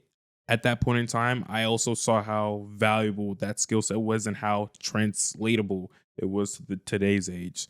So that's why, me personally, I feel like his game probably would stand the test of time a little bit more, and that was the end all be all. Do I like stand all of that? No, absolutely not. When it comes to talking about like overall greatness, I think it's fair to have Malone higher, probably a tier higher. But I'm not claiming that at all. You got that flag. Who do you care about on this list? Moses Malone should be higher. Yeah, Ewing should be lower. Moses Malone and Wilt should be higher, I think. Mhm. Yeah, I mean, Ewing should be lower. Wilt and Malone should be higher. Yeah, I think Well, that's fair to say. I definitely would have put Wilt higher. Okay. Donovan, who do you got? At 15, I have Bob Pettit. 14, I have Barkley. 13, I have Robinson. 12, I have 11, I have Kevin Garnett. Ooh, 11. You're just Kevin embarrassing. Two lists in a row. Garnett. Wow. You ranked them. Oh wow! We ain't even gonna address that. Wow. Sick guy. See, and this is Sick why guy. and this is why certain people made y'all's list at the end, because I had one less spot. Right? Yeah. So, but yeah. Wow. Sick guy. Okay. Even if we were to go ahead and do that, I don't even know if he belongs here on this tier. He probably, I mean, he does. If you, I think he's higher, but No, I mean, yeah, he's in this tier. He's right here. did you rank him higher? I didn't. Okay, good. But I would have. I would have Okay. done it higher. So if I was gonna do Garnett, it. Robinson, Barkley, Pettit. Okay. I mean, so you put Dirk above Garnett. That was a hard decision always. Yeah. I understand it. We'll let you get to that when we get to that point with Dirk. But yeah, if you're doing that, I think Kevin Garnett makes sense as the next name. We agree on David Robinson. We agree on Barkley. Shout out Bob Pettit. Salute the GOAT. He's just, yeah, we talked about it. He's a bucket. And then with Chuck is right there where he should be. Like, it sucks that he doesn't have a ring to be above, some of the other guys. And even, that guy up there, he has more, he has another MVP outside of him. And they both have the same case where it's like, you were losing to the guy. Yeah. And so it's not like it's not like any of your finals losses were to any of the other, just like other like top 3 player or whatever, because you are the second best player in the world and he is the third best player in the world, and you're losing to the top guy. So I can't use that as a tiebreaker for them, but that is tough break. There's a reason Barkley is referred to as like the best player to not win a championship. Yeah. It's not gas. He is that good. He is that level of scorer, rebounder, the insane mismatch that he brings as an undersized big that's faster than every big guy, stronger than every small guy. Just a problem. Just the definition of a problem. I love it. But okay, we can move on to the top 10. Woo! I This love is this. where I'm very conversations excited are. for this. The top 10 Yeah. big men of all time. Now we get into real discourse. Donovan, who you got? At 10, I have Giannis. At 9, I have Dirk. 8, I have Wilt. 7, I have Moses Malone. And 6, I have Jokic. Okay. Dirk Yeah. versus Giannis. Let's start there. Why is Dirk still above Giannis to you? 2011. It's like, and I understand Yeah. that Giannis has 2021 and he has that performance. Dirk is going to get a lot of credit from me because offensively in that era, I think that he is a different specimen than everybody else, and something that like people hadn't really seen before. You can squint your eyes and say like you've seen something like Giannis because you have a young Shaq, Yeah. right? You have things like that. But Dirk being the scorer that he was, it's really, really tough to think about a team built around him. And anytime we talk about context, like KG and Dirk are two of the guys that you have to put the most context, or not you have to put a lot of context around, because obviously KG and those teams were just trash and he had nobody. Dirk is the same way. Dirk, up until I think like maybe J Kidd at the very end, but even then J Kidd was like by himself. But I forget the specific amount of years. But for so long, Dirk wasn't playing with another all-star. Like the only other player was like Josh Howard. And so it's him against the world, and he's in this situation, and they are they choking in the playoffs, and are they not going far? Yes, that is happening. Is he also playing with guys that are not all-stars? Is he also leading the team by himself? Are they also getting one seed? It's very reminiscent of, honestly, 2008, 2009 LeBron. where you are the offense, you guys are winning all of these games and are the top seed, but you look at the rest of that roster and it's like, all right, but how much are we actually going to expect of you? That's how I feel about Dirk in the mid 2000s. And I think that Dirk is extremely nasty, extremely cold. So right now I would have him above Giannis, above KG. It is a sliding scale. If you guys have him above Dirk, which I guess you guys do, then fine, it's cool. I just think that Dirk and his scoring ability and his ability to still be able to create an offense and a viable team, even with his defensive liability, that's awesome. Yeah, the best argument to why he's better than Giannis is the playoff scoring. Is that it took Giannis a long time. He had a lot of years where the Bucks are underperforming because he needed to develop as a scorer. In the playoffs, he had those dropping playoff runs where the Miami Heat gave him fits, the Raptors gave him fits, the wall, as we call it. Dirk was just consistent in the playoffs, legit playoff riser that could be a go-to scorer. He was like big man version of Jalen Brunson in that way, that his go-to scoring was consistently driving high-level offense. That's the best argument to me. The reason it's not the right argument to me is because Giannis got over that. And 2021 and onwards, he's a fucking filthy playoff scorer as well. Yeah. So because of the fact that he got over that, if that had stayed the case and he was just a regular season MVP, and even if he snuck in a championship, but every year was getting clamped in the playoffs, I'd be like, I get it. Now I understand Dirk being better when it matters. It makes sense to me. But I think Giannis has overcome that. He's developed as a passer. He's gotten way more, I guess, hard to scheme for as a slasher. Yeah. He's not quite as one-dimensional run and dunk man. His slashing abilities have really matured. The way he can respond to pressure, can make the right pass, can finish over and around different types of coverages. I just think he's developed offensively to a point that I think they're neck and neck as offensive players. Yeah, and if you listen, I need to go back and look at my list for the top 50 because I low-key think that I might have put Giannis ahead of Dirk there, but like the whole the whole Giannis conversation, it's super weird, and sometimes I do feel myself kind of getting caught up into the fact that we haven't, outside of last year, like we missed 2 years of Giannis in the playoffs, and so those things that because like in the regular season, all these great players every year is going to be amazing, so you start judging by playoff runs and doing all that, and so you have 2 years of data that's just lost for Giannis, and so sometimes I know that like that can get kind of into the back of my mind. But I do think that Dirk and like the carrying job. Like if Dirk had a Chris Middleton in his prime, like they could have Chris Middleton. That's really, like a Chris Middleton. He had nobody else, and like they did make a finals in 06. They obviously they go back and they win it in 11. So like there are some finals appearances another finals appearance that you can kind of attribute to that. So it is what it is. You looked up the list? Yeah, so you remain consistent. You did have Dirk ahead of Giannis all time. All right, cool. Yeah. And even if you didn't, I think it's totally fair over 2 years to change your opinion on tough debates. Yeah. Okay. Next up, from 10 through 6, I have Kevin Garnett at 10, Giannis at 9, Moses Malone at 8, Nikola Jokic at 7, Hakeem at 6. Wow. Hakeem feels low. I think he feels exactly right. I think that's like the only place you could possibly put Hakeem, unless you want to disrespect like Wilt and Russell the Olds if you want to. But yeah, I think that's fine. I mean, if you're not disrespecting the 60s for whatever reason. Okay. No, I mean, I've obviously like it's not disrespecting the 60s. It's disrespecting one man. And like that's really it. Like we've given credence to Bob Pettit. We've given credence to. Well, the only reason disrespect Wilt is by quasi of disrespecting the 60s. No, I think it's like there's the other guy that like just steamrolled over you. Yeah, and so that would be the argument against Wilt. Well, guess what? He's higher. Okay, but the hardest part for me, Giannis and Kevin Garnett, close. I think Giannis is just. I went Giannis, Garnett, Dirk. I think Giannis is slightly better. I just think he's a better player at his peak. I think he's a more well-rounded, all-time great level player that's just has less weaknesses isn't the right wording, actually. It has stronger strengths than those two guys, who also have magnificent strengths. So not to say that, but I just think he's one of the best two-way players of all time.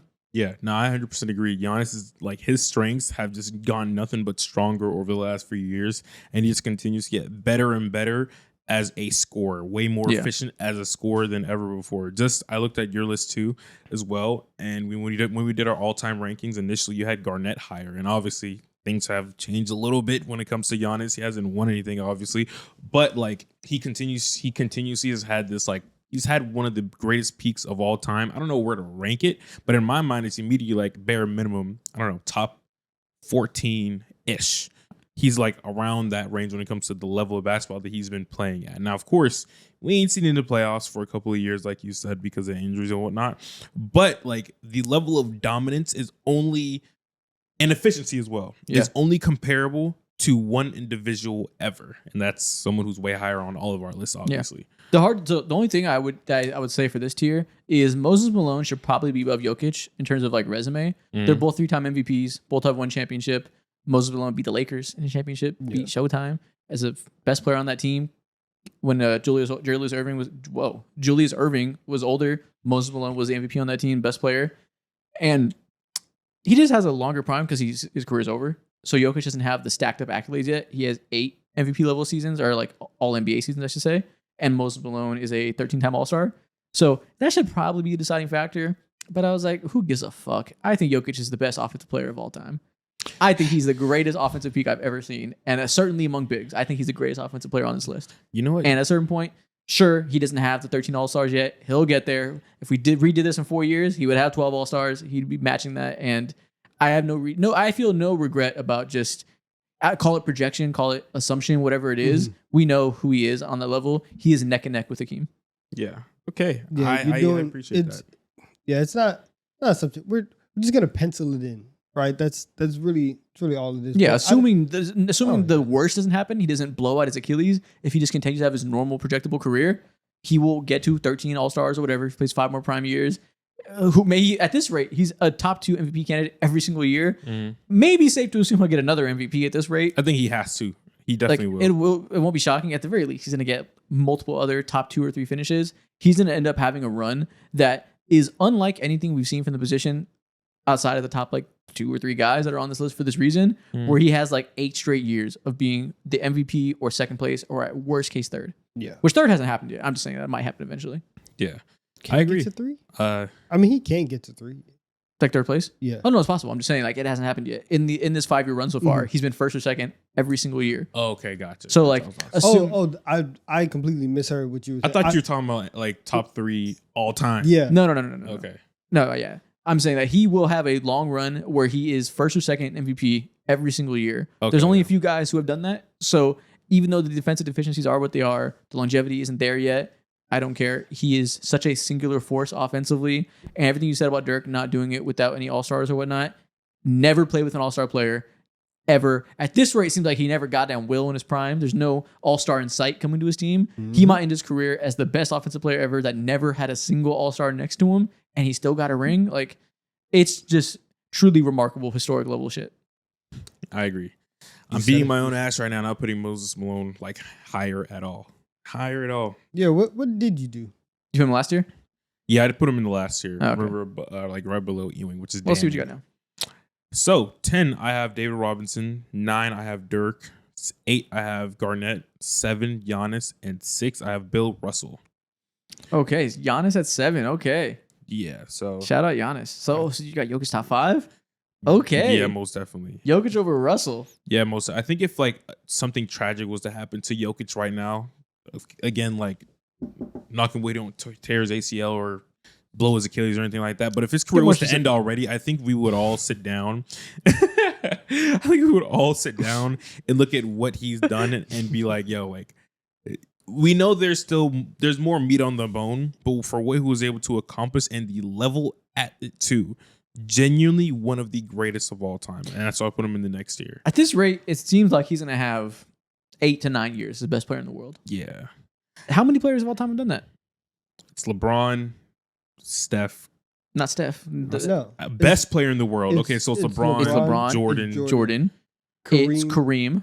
Yeah. It's Bill Russell.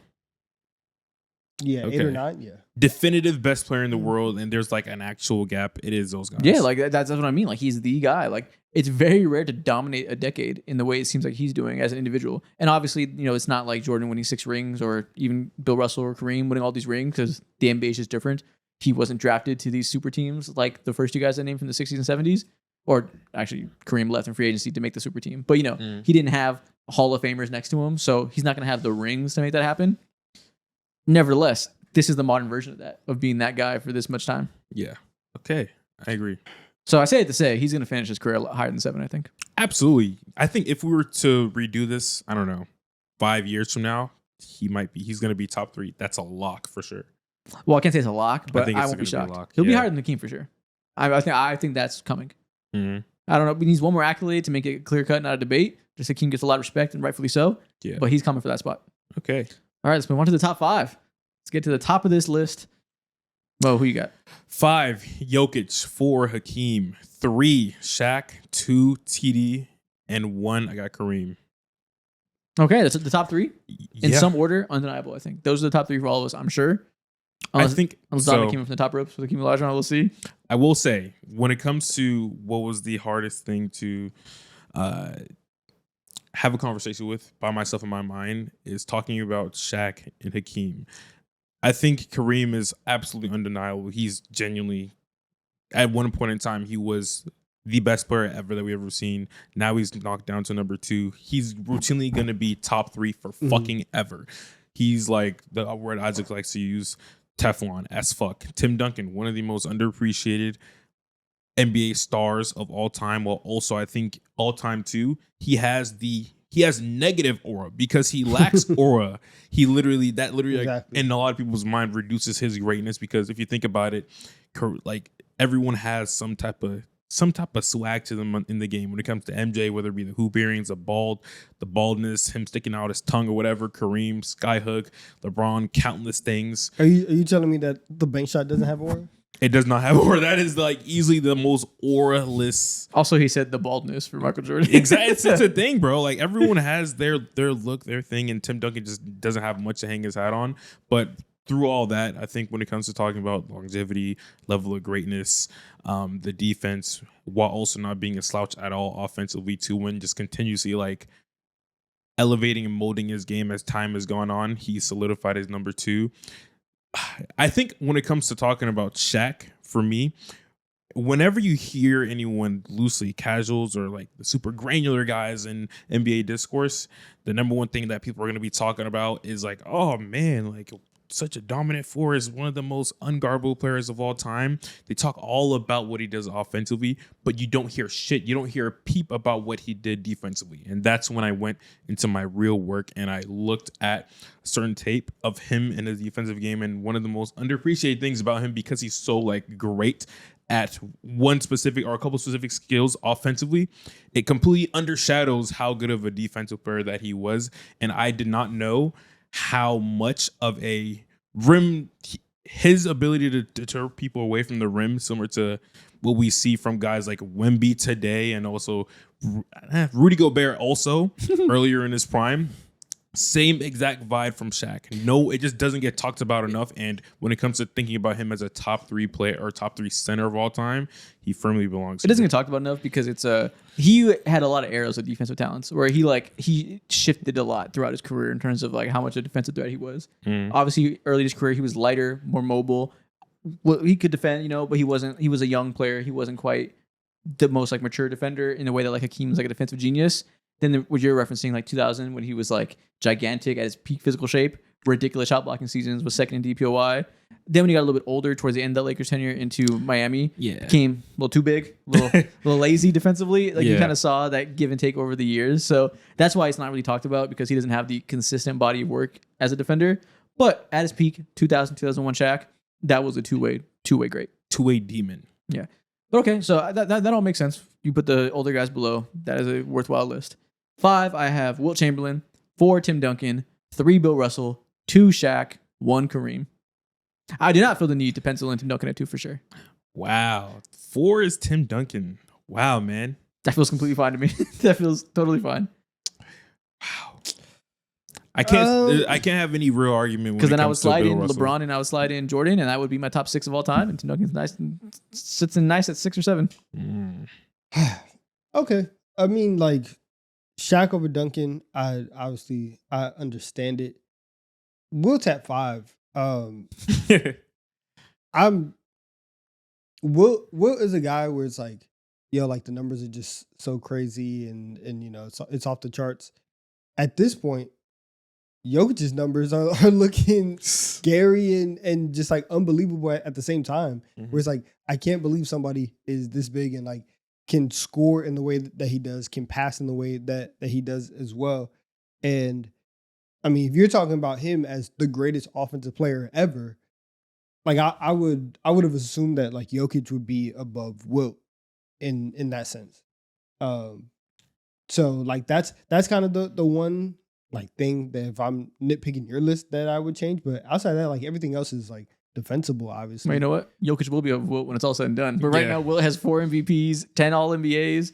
It just outlandish resume that, like, again, for his era, we understand the context of Wilt in that, like, when he averaged 50, it was ridiculous volume, right? His stamina is insane, which is a merit. But if you look at like per 36 minutes, per 75 possessions, whatever, it's not the greatest volume scoring season of all time or anything, despite the fact that he averaged 50 sounds. So I'm not putting him up high because he averaged 50.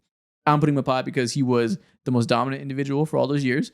He's behind Russell because he was the most winning for all those years and also dominant himself, also defensively talented himself. But Wilt still is, even when you apply all the caveats we understand, still is an all-time great offensive player, still is an all-time great scorer, 4 MVPs, won the chips later in his career when he started to play with other greats of that sort and kind of took back his volume and really fit in next to Jerry West and, you know, became less of a black hole as a scorer, play through me. So I think we saw the era of him in which he was the most dominant individual. And then we saw the version of him playing next to another superstar of Jerry West and where you got him in playing the right way and winning. I think he checks both those boxes, an individual and a team perspective. And as much caveats as you want to put on it, averaging 50 still is an accomplishment, even though it is air attacks or whatever. Mhm. All-time great volume scorer, all-time great shot blocker, insane athlete, best for his generation. I see no reason not to put him here. But again, like I said before, I do think Jokic is going to get himself into Tim Duncan conversations. So I think when it's all said and done, he will.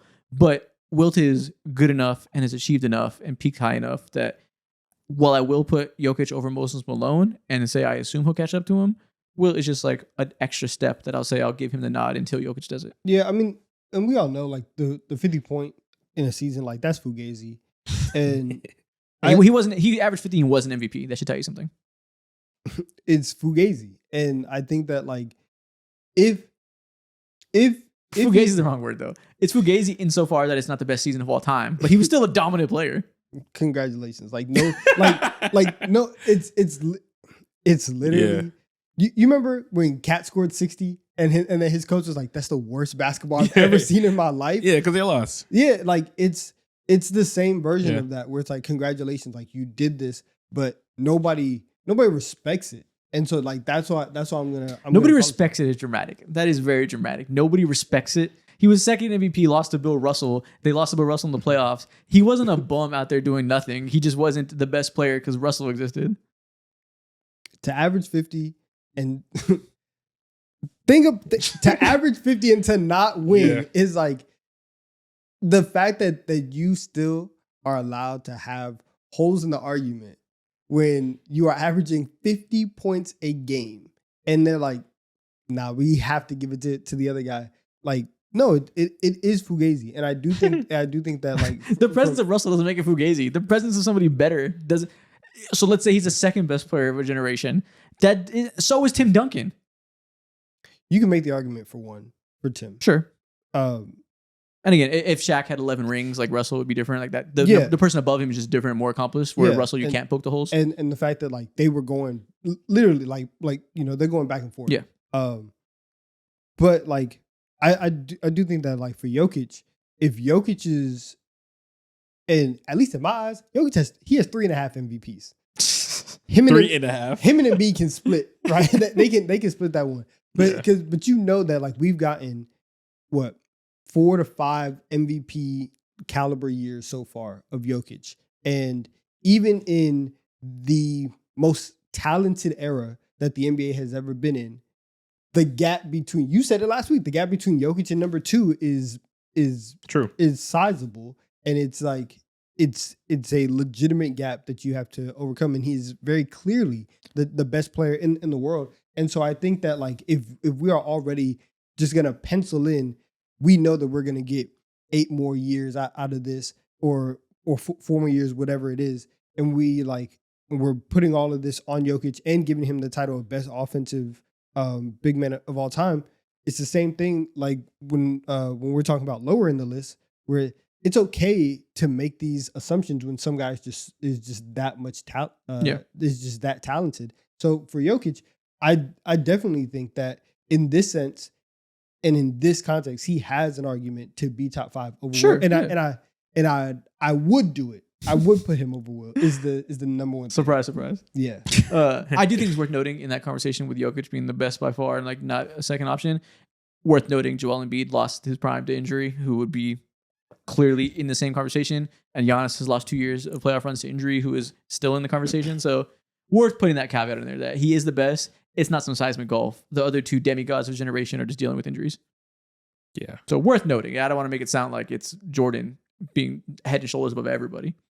He's slightly above the other guys, and that slightly matters when you're talking about these guys. Being slightly better than everybody for a long time matters a lot, but it's not the seismic golf. I don't think we have to go that far. It's not a, but right now, like, would you think twice about? No, because of injury. That's what I'm saying.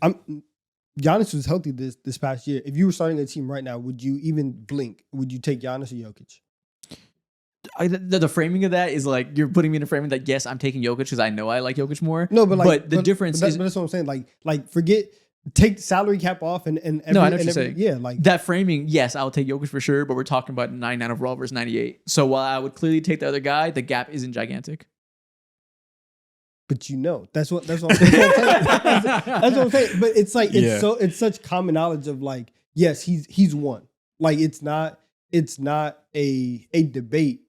One is is it a better debate of is Shea 2 over Giannis? Is that a better debate than is Giannis 1 over Jokic? I guess, but that's a matter of context in that the Bucks have the team perspective around him has crumbled.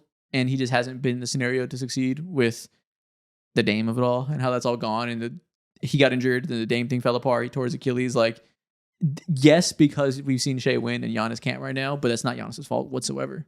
You have your pick. Who would you have? Like that's what I'm saying. Where it's like I know what you're saying. Your statement is like true. It's just I feel like it's a very not dishonest isn't the word. What am I thinking about? It's a very manipulative. It's a manipulative way to phrase it's it. Not. It it's is not. though. It's not because I mean, we know what you're gonna say. No, it's not. But it's not though because if we're trying to take context out of everything and just saying like one like we can build a team in your image. You have all the resources possible to where like whenever we're talking about who would you rather take, and it's like, oh well, I have to have the right team construction and like he's making X amount of dollars and he's 31 and all this other stuff. If you take all of that stuff away and I tell you, you can have X player, you would have no salary cap and you can get whatever players to build around it. Who are you taking? Oh, in that scenario, Giannis is right there. Giannis is a worthy consideration. I'm picking Jokic, you know where I stand, but it's a worthy consideration. I understand what you're saying. And I think I would fall into that category where I think it's not a massive gap, but I think there's like something trustworthy and sizable for me in which I see with Giannis and the history and the track record when it comes to injury. I don't have to think about injuries with Jokic.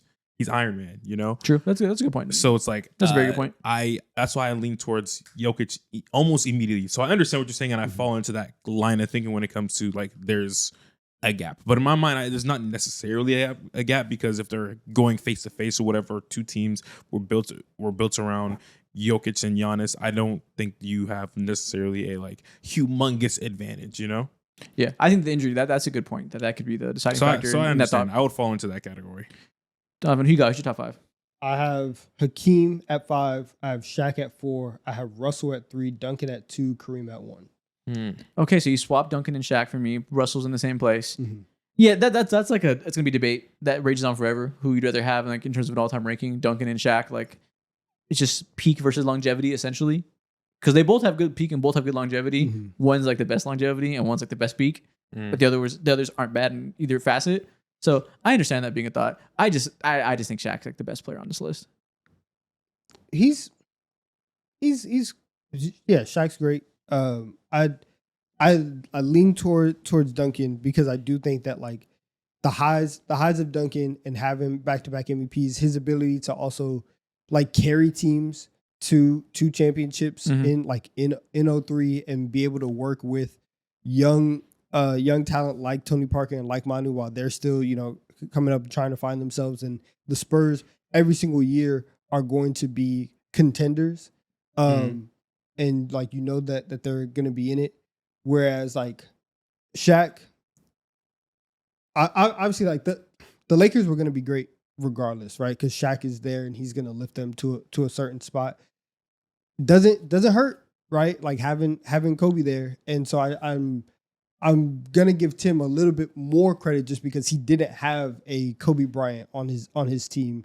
Like we're like Tony, I know you're getting what I'm that. saying. Like Tony's not there, he's not there at that level. Manu is not there at that level, and it is more about a system and this ecosystem and everything that we're building. And so I do understand that.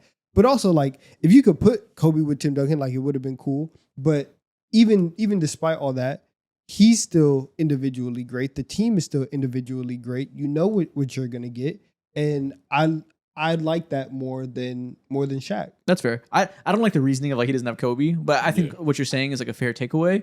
But like, yeah, he doesn't have Kobe, but he has the single best infrastructure we could possibly imagine between coach, GM, co-star 1, co-star 2, constant great tool of role players around him. Like he also is not exactly in a bad situation. Came in with David Robinson too. Like there is a lot going for him as well outside of your one co-star, which is the best secondary co-star I've ever seen. But they both have kind of like peak supporting cast. Yeah. And you were saying like if they had Tim Duncan and Kobe, then they would also be successful. Yeah, they'd probably have the single best duo team of all time, was dominant team before the Warriors and win 3 in a row, which they never did. Like they would probably equal to what Shaq actually did with it. So there's no argument that like he would do more with it, So I think it's like a circular argument to me. Yeah, and I'm not saying that. I think like the fact that they were able to get even before the long drought, and you go from 99 to 05 and you get 3 rings in that span. Yeah, you get 3. It's 07 and 14. So over 8 years, you get 4, right? From 99 to 07, and you're able to do all of that. I like that because I mean, essentially, it's the same as Shaq, where you're getting Shaq. You have the 3-peat and then the chip in Miami, and even by the time he gets to the chip in Miami, like once the fall off starts to happen, the fall off happens. Yeah, he doesn't get 14 as an old man. Yeah, and so it's there, and so I would have Tim Duncan over Shaq. Okay.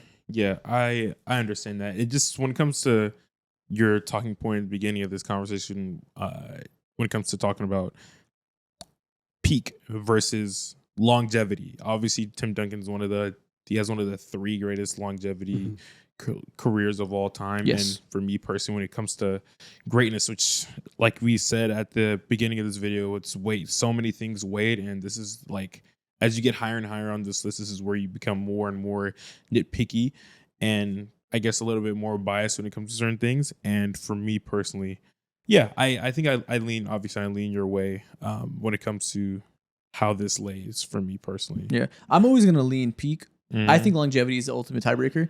Yeah. So like when we do the GOAT debate, like I think longevity matters for LeBron because I think LeBron and Jordan have the 2 greatest peaks of all time. So if like you're looking at 2 100 overall players that are perfect for their role and perfect for all these things and do everything you could possibly want, I think longevity is a worthwhile consideration. I do think Shaq has a meaningfully better peak than Duncan. So that's why I'm like, that goes into play before I get to the longevity, which we also treat Shaq like he had a 4-year prime where he also had, 12-time All-Star. He had a long run before the Lakers and then a few good years with the Miami Heat. So it's not like he had a Embiid level prime, So that's not the differentiating factor for me. I'll lean towards peak being the differentiating factor as end all be all because I feel like it's more impactful not more impactful. I choose to view it more important to gauge the best players overall, but it's clearly understandable to do longevity and do Duncan. Legitimate question. Do you think the gap between Hakeem and Shaq is just that massive, or it was just like you just had to respect certain players? As far as why I have Hakeem at 6 and Shaq at 2? Yeah. When you asking about in terms of peak, and for what they were on the court. I think it's meaningful. I think Shaq is better. I think we do a lot of we ignore a lot of the flaws in Hakeem's offense because his defense is so great and because he's such a like cool, like underrated player that like it's not like he was like the greatest scorer of all time or like he was a good passer. I've never or heard anything. anyone talk about the flaws Yeah. in his offense. He is not the most efficient scorer of all time, kind of a black hole, not a good passer. Like there's flaws there. Not to say I'm saying he's overrated or anything, but I think Shaq is a meaningfully better offensive player. And I think for those two specifically, it's like resume mostly, like three-peating and being slightly better and having more chips and equal individual success over your career. Resume is probably the biggest differentiating factor there. If it was just peak, they'd be closer than 2 and 6, but I'd still have Shaq a little bit higher. Okay, makes sense. So it's like a 2-spot difference for peak and then a third for resume to Yeah. make them different. Yeah. Okay, makes sense. But I also don't feel like 2 and 6 is a big gap for me. Like Yeah. 2 through 7 are pretty close to me. Okay. Yeah, that's pretty fair. I can't. Yeah, I'm not gonna hate too much on it. But also, shout out Bill Russell. You know what I'm saying? Salute. Number 3. Salute. Nothing.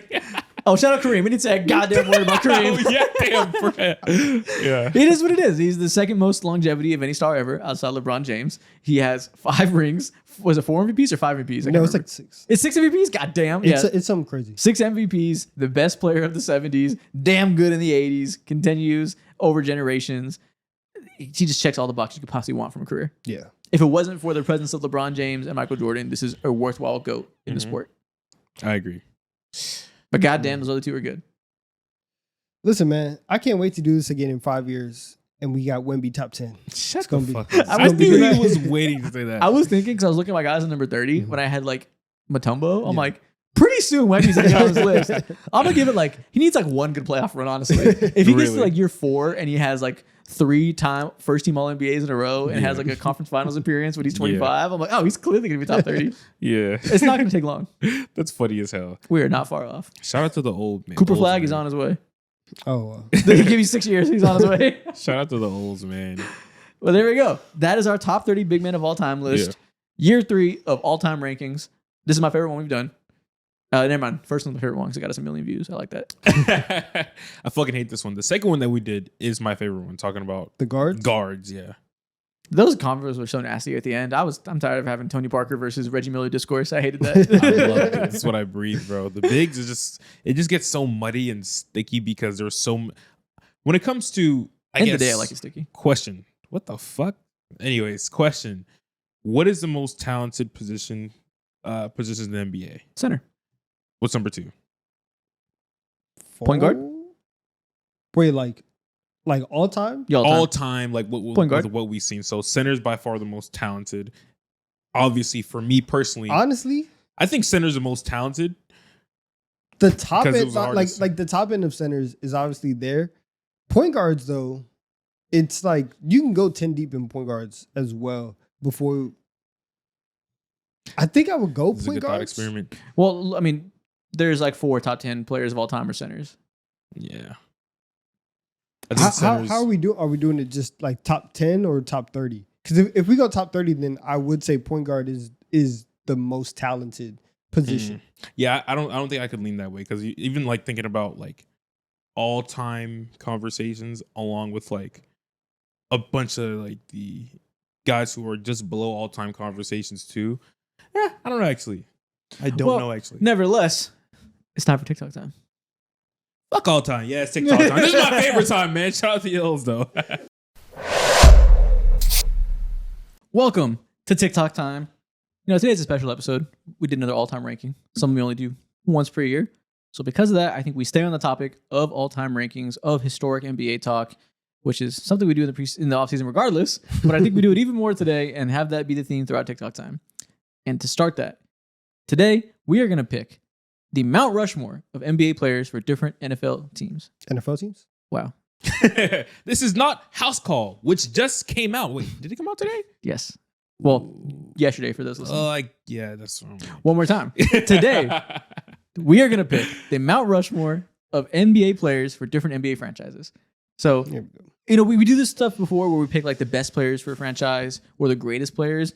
I feel like this is like its own thing. I feel like to be on a Mount Rushmore, it's like the most important players to a franchise. Yeah. Whether that's to the fans, the team organization, whatever that means, like who is like their guys that they hold close to their heart and define the organization. It's like when I say this team, who are like the first 4 people that you Yeah, think yeah. about. So it's a little, it's not, like, it's almost certainly not going to be their best players.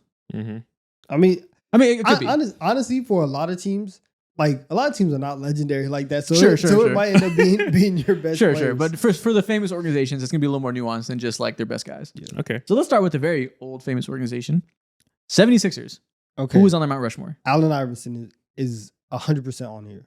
Yeah, the 100%. fanfare, like he is Mr. 76er. Yeah. Even though they probably have 4 more accomplished players, but they don't have 4 MVPs. They don't have 4 players that loved. So Iverson Yeah. and obviously Dr. J. Yes. Julius Erving 110% needs to be there. Even damn near even more than Allen Iverson in terms of like Whoa. NBA and how No, yeah, Dr. J how is like the- widespread his impact was. No, Dr. J is Most Dr. J is the definitely, greatest and most important Sixer for sure over Iverson. Yeah, most definitely. I mean, they both have like immense impact world like NBA wide, but I think Dr. J's when it comes to his fan base and also like league wide too, he should be like just a universal Yeah, Mount Rushmore guy. Forefather of the organization. Mhm. Do we put Moses Malone on there who won the chip with Dr. J? So he's an MVP for the organization the same way as Iverson. I feel like maybe younger generations don't remember him the same way. He's kind of been lost in terms of fanfare, but he was the best player on the championship team for them. I feel like we have to go there. We have But there's also Wilt, who is Wilt Chamberlain, figure had years with the Sixers.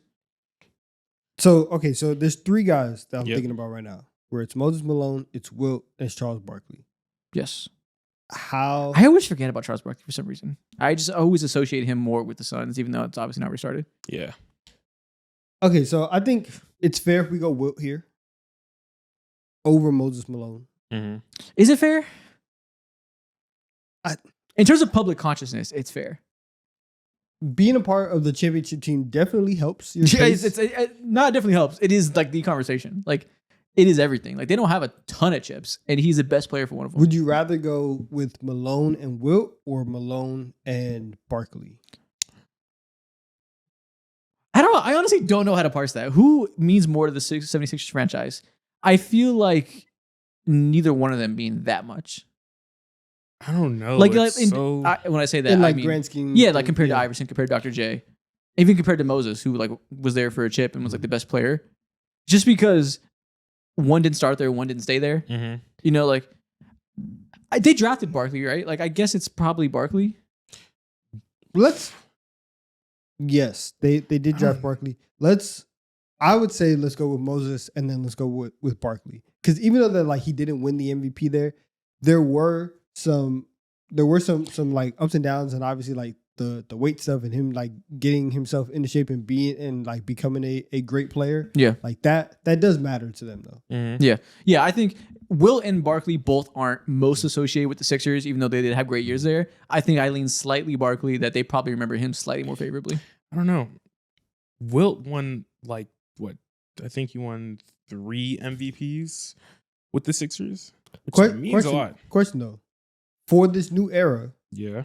is there any argument about Embiid being in the top 4? Just because, like, Also- for their entire process, Mm-hmm. he is the poster boy for the process. Yeah. And so, like the last decade, and really even before that, when they decide yeah, to start it's even losing, longer than that all of it comes together. And to be Embiid. yeah, He's the representative of the last 13 years of like Philadelphia basketball. I think we should go Wilt over Barkley. I think you are. 3-time MVP is Yeah. better than what Barkley did, even though he was And drafted. also, yeah, Wilt won a championship with them in '67 too. Yeah. Well, no, So- the 67 one. Is that when it was? That's No, a- it is. You're right. Yeah, I think it is Wilt over Barkley. I'm so drawn towards like I drafted you bias that does do a lot for fan bases. And Wilt came late in his career, so I almost feel like that's probably like a LeBron Lakers situation. Mhm. But the Lakers also have a million legends the Sixers don't in the same way. So I think I can see an argument for Embiid. I think it's hard in the moment because so many people hate Embiid and he's currently at his low, and a lot of Sixers fans like take him for granted and like criticize him. There is a large swath obviously that love him and adore him, but that's a fan base that's like easy to piss off. it's too mixed. Yeah. Too volatile. So Too I think we volatile. go Wilt. I think you're right. I don't think we Yeah. should pay too much bias to Barkley being drafted there. Yeah. I think Wilt is one of their 4 greatest players. Definitely agree. Okay. When he's on like the Philadelphia Warriors, does that team go to San Francisco? He was on the Like, Philadelphia Warriors and then San Francisco Warriors and then went to the Philadelphia 76ers. So he was on both Philadelphia franchises at different times. gotcha. I wonder if I don't know when it was free agency at that time. 'Cause I think it was a free agency decision. I think that was like early days of that. I wonder if he went back there because he wanted to go to Philadelphia again because they got a team again. I wonder if he just liked Philadelphia. I don't know what went into that. Okay. Golden State Warriors. Steph Curry, He Steph built Curry. that from ground up. hands down. Now, do we put either any of his co-stars? Like, Yes, I think you have to put Draymond in there as well. if you put Draymond, do you also have to put Clay? Like, we agree Draymond is like the better, more important player. Obviously, it's a debate. I feel like in terms of adoration and how much their fan base rides for them forever, they're like equal. Are all three of them on Mount Rushmore? I think all three of them deserve to be on Mount Rushmore. Wow. Unless you think there's an It's- argument it's for like- someone it's else like- to argue. It's like all answer. three of them and like Chris Mullin or something. I was gonna say Rick Barry. Yeah. Does anybody like Rick Barry? Is the thing. I don't know. I don't know. No, that's what I'm saying. Like Rick Barry is just notoriously people are like this guy sucks. So I don't. So that's why I'm like I don't know if he is on the Mount Rushmore like that. But is it too crayon eater of us to just say like yeah the big three of the last like 12 years and Nah. then somebody Well, no, it's by No, it's far. not. It's their greatest era by far. Like Yeah. this is the era. Honestly, is it those three and Wilt? Did we just go Wilt again? I don't know about man no I no don't know. no I don't Will, know no about Will, no Will. Will. Why But not? it's not crayon eater at all to put those three because when it comes to thinking about like guys who built a organization from ground up, like we said, we talk about it time and time again here and there. The Warriors were like towards the bottom of the league when it comes to relevancy and importance Yeah. to the history. The of the Warriors league. are a middle of the tier, middle of the pack franchise for their entire organization. They have ups and downs. They have ups like every team does, but they are not a premier organization until these three walk in the door Yeah. and make them the new era's Bulls. Yes, they are now one of the exactly. three most valuable teams in the league because of them. I think it's those three and Wilt. So I think I might go like, see, I don't really want to go Will.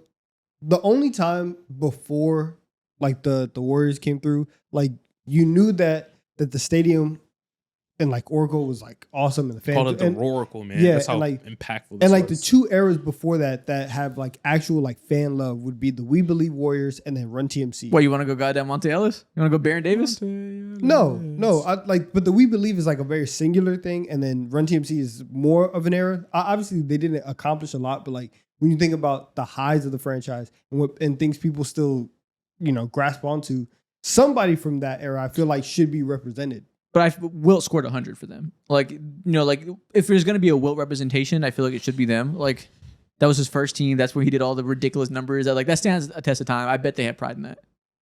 Do they? I don't know. I mean, you hate Wilt so much. Do you want to go Wilt or do you want to go Chris Mullin? I think both are respectable. Yeah.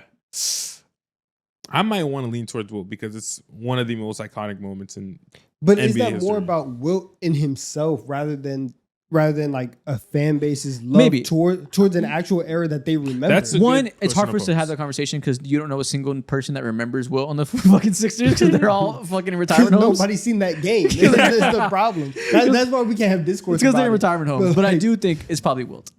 Chris Mullin, if they had like one, like Chris Mullin's a 5-time All-Star. It's not like it's like a legend. I think Wilt, even if there is more individual than team success there, which there is clearly, I think Mullin isn't quite. What's the nickname for Wilt's era? Again, they're in retirement homes. I don't know. If you have bad branding, I can't give it to you. What's the nickname for I'm not Wilt's talking era? to 80-year-olds. I'm not aware. Oh my gosh. I'm out here talking to the 50-year-olds, to the 60-year-olds. I'm on the ground. The 50-year-olds weren't born yet. They were telling me about it. Their grandparents are watching Wilt. They were telling me about You're it. It is. crazy. Oh no, I was talking about for Run TMC. Oh, okay. I was gonna say this is unbelievably long ago. The Toronto Raptors. Kawhi, Lowry, Does Kawhi get there for 1 year? he got the only chip in. Yes, But like for Mount Rushmore, it's like fan love. I think they do rap for Kawhi though. I think they They do have appreciate to. him. Yes. I think Yeah. it's a franchise that has such little history because they're such a young team that like they appreciate the fuck that out of Kawhi for giving them that 1 year. exactly. Absolutely. I would go Kawhi and Kyle Lowry are 1 and 2, And then DeRozan also has to be on there. DeMar has to be on there as well. and then Vince Carter. I don't know.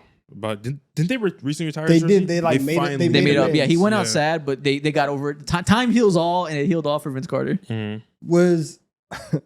Was his crying meme at that one or the Nets jersey? Because he got his jersey retired at both spots. I don't know which one it was Can't from. remember.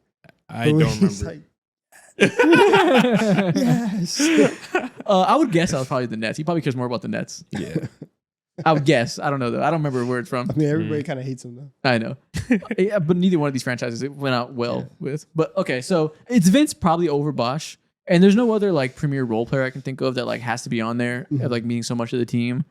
Like maybe if Siakam never left, they never traded him, and they kept him for a long time, that could have been like guy who was your development story. He wanted to chip with you as a role player and developed into a star All NBA player for you. But Yeah. since they traded him, probably not. That would have that type of storyline would have had to have been like career ends with there. Yeah. I agree. I like this 4. Okay. And, this one is their 4 best players of all time. So now, the one we're doing this for, obviously the main character is the hardest one to do. Jeez. The Los Angeles Lakers. So Kobe this is the one where their best player, like LeBron's not on there. at all. He can't be. Kobe and Magic are on there. 1 and 2. Those are the only ones that are locked to me. Because I think there might be other names that come to you as a lock. Low key, they're all debates now. I don't know if Kareem was a debate. Shaq's a debate. Damn. I forget he did have those early Milwaukee years. So you have It was meaningful there.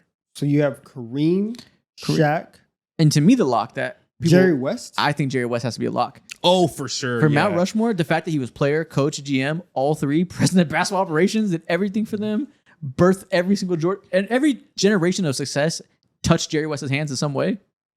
I think he has to be on there. We put Jerry West here. Easy. Yeah, easy. And then again, it is Kareem, it's Shaq. They both came as free agents. Worthy? They both gave you success right away. They both got multiple chips. Between Kareem and Shaq. Kareem retired there. Shaq went out with a feud with Kobe, and Kobe's the most adored player. Mhm. I feel like in terms of fanfare, Kareem probably has a little edge up there. This is your alley though. Were they fighting about Shaq? Were When they you- fighting about Shaq? when you were 4 years old? You know, I think were the streets still upset? I think my mother was probably upset at Shaq. I bet she was mad in 2004 at Shaq. And I bet my grandmother was not mad at Kareem when he retired. So I think we can go Kareem. Okay. All right. But that's a close. Is there anybody we're forgetting? I mean, we're not I gonna mean, put like Mike New in. Age is like, I don't know. Like we're not putting LeBron on there. It hasn't been. But low key, LeBron's on there for a long time, and he chose to come there as the greatest player of all time. So he probably has more credence than we're giving him. But Kareem won so many championships there. Yeah. If LeBron won like two champions there, 2 chips there, then it would be a little bit more of an argument considering how big of a drought it was and how much in despair you guys were during the not 2013 season, but 15, 16, 17. I think he would be there. But keep in mind, you don't have the that. greatest player of all time chose to come there when he didn't have to, and he might retire there, play 10 years there. That does mean a lot. For most teams, it'd be Mount Rushmore, but it's hard to crack the Lakers Mount Rushmore. Yeah. But that does mean a lot. Like he's staying there and retiring there across multiple And generations also, of stars. he did go ahead and eclipse Kareem there as well, which is one of the 5 most iconic moments in history. So again, we're not doing it, but salute. There's It a could conversation. happen though. Hey, if he goes ahead and wins a ring with Luka, hey man, I guess I could, maybe, but hey man. I'm not necessarily projecting that's going to happen. I'm not either, but hey man. I'm gonna stay quiet. Houston The Rockets. mind's got to be open. I'm hating hard. yeah, as always. Hakeem is obviously on here. James Harden is on here. Yeah, and like he requested a trade, didn't go out super well. I guarantee you 10 years from now, no one's going to give a shit about that. He's going to be a Rockets legend. They love him. They'll get over it. Moses Malone has to be on here. Yes, that's Easy. true.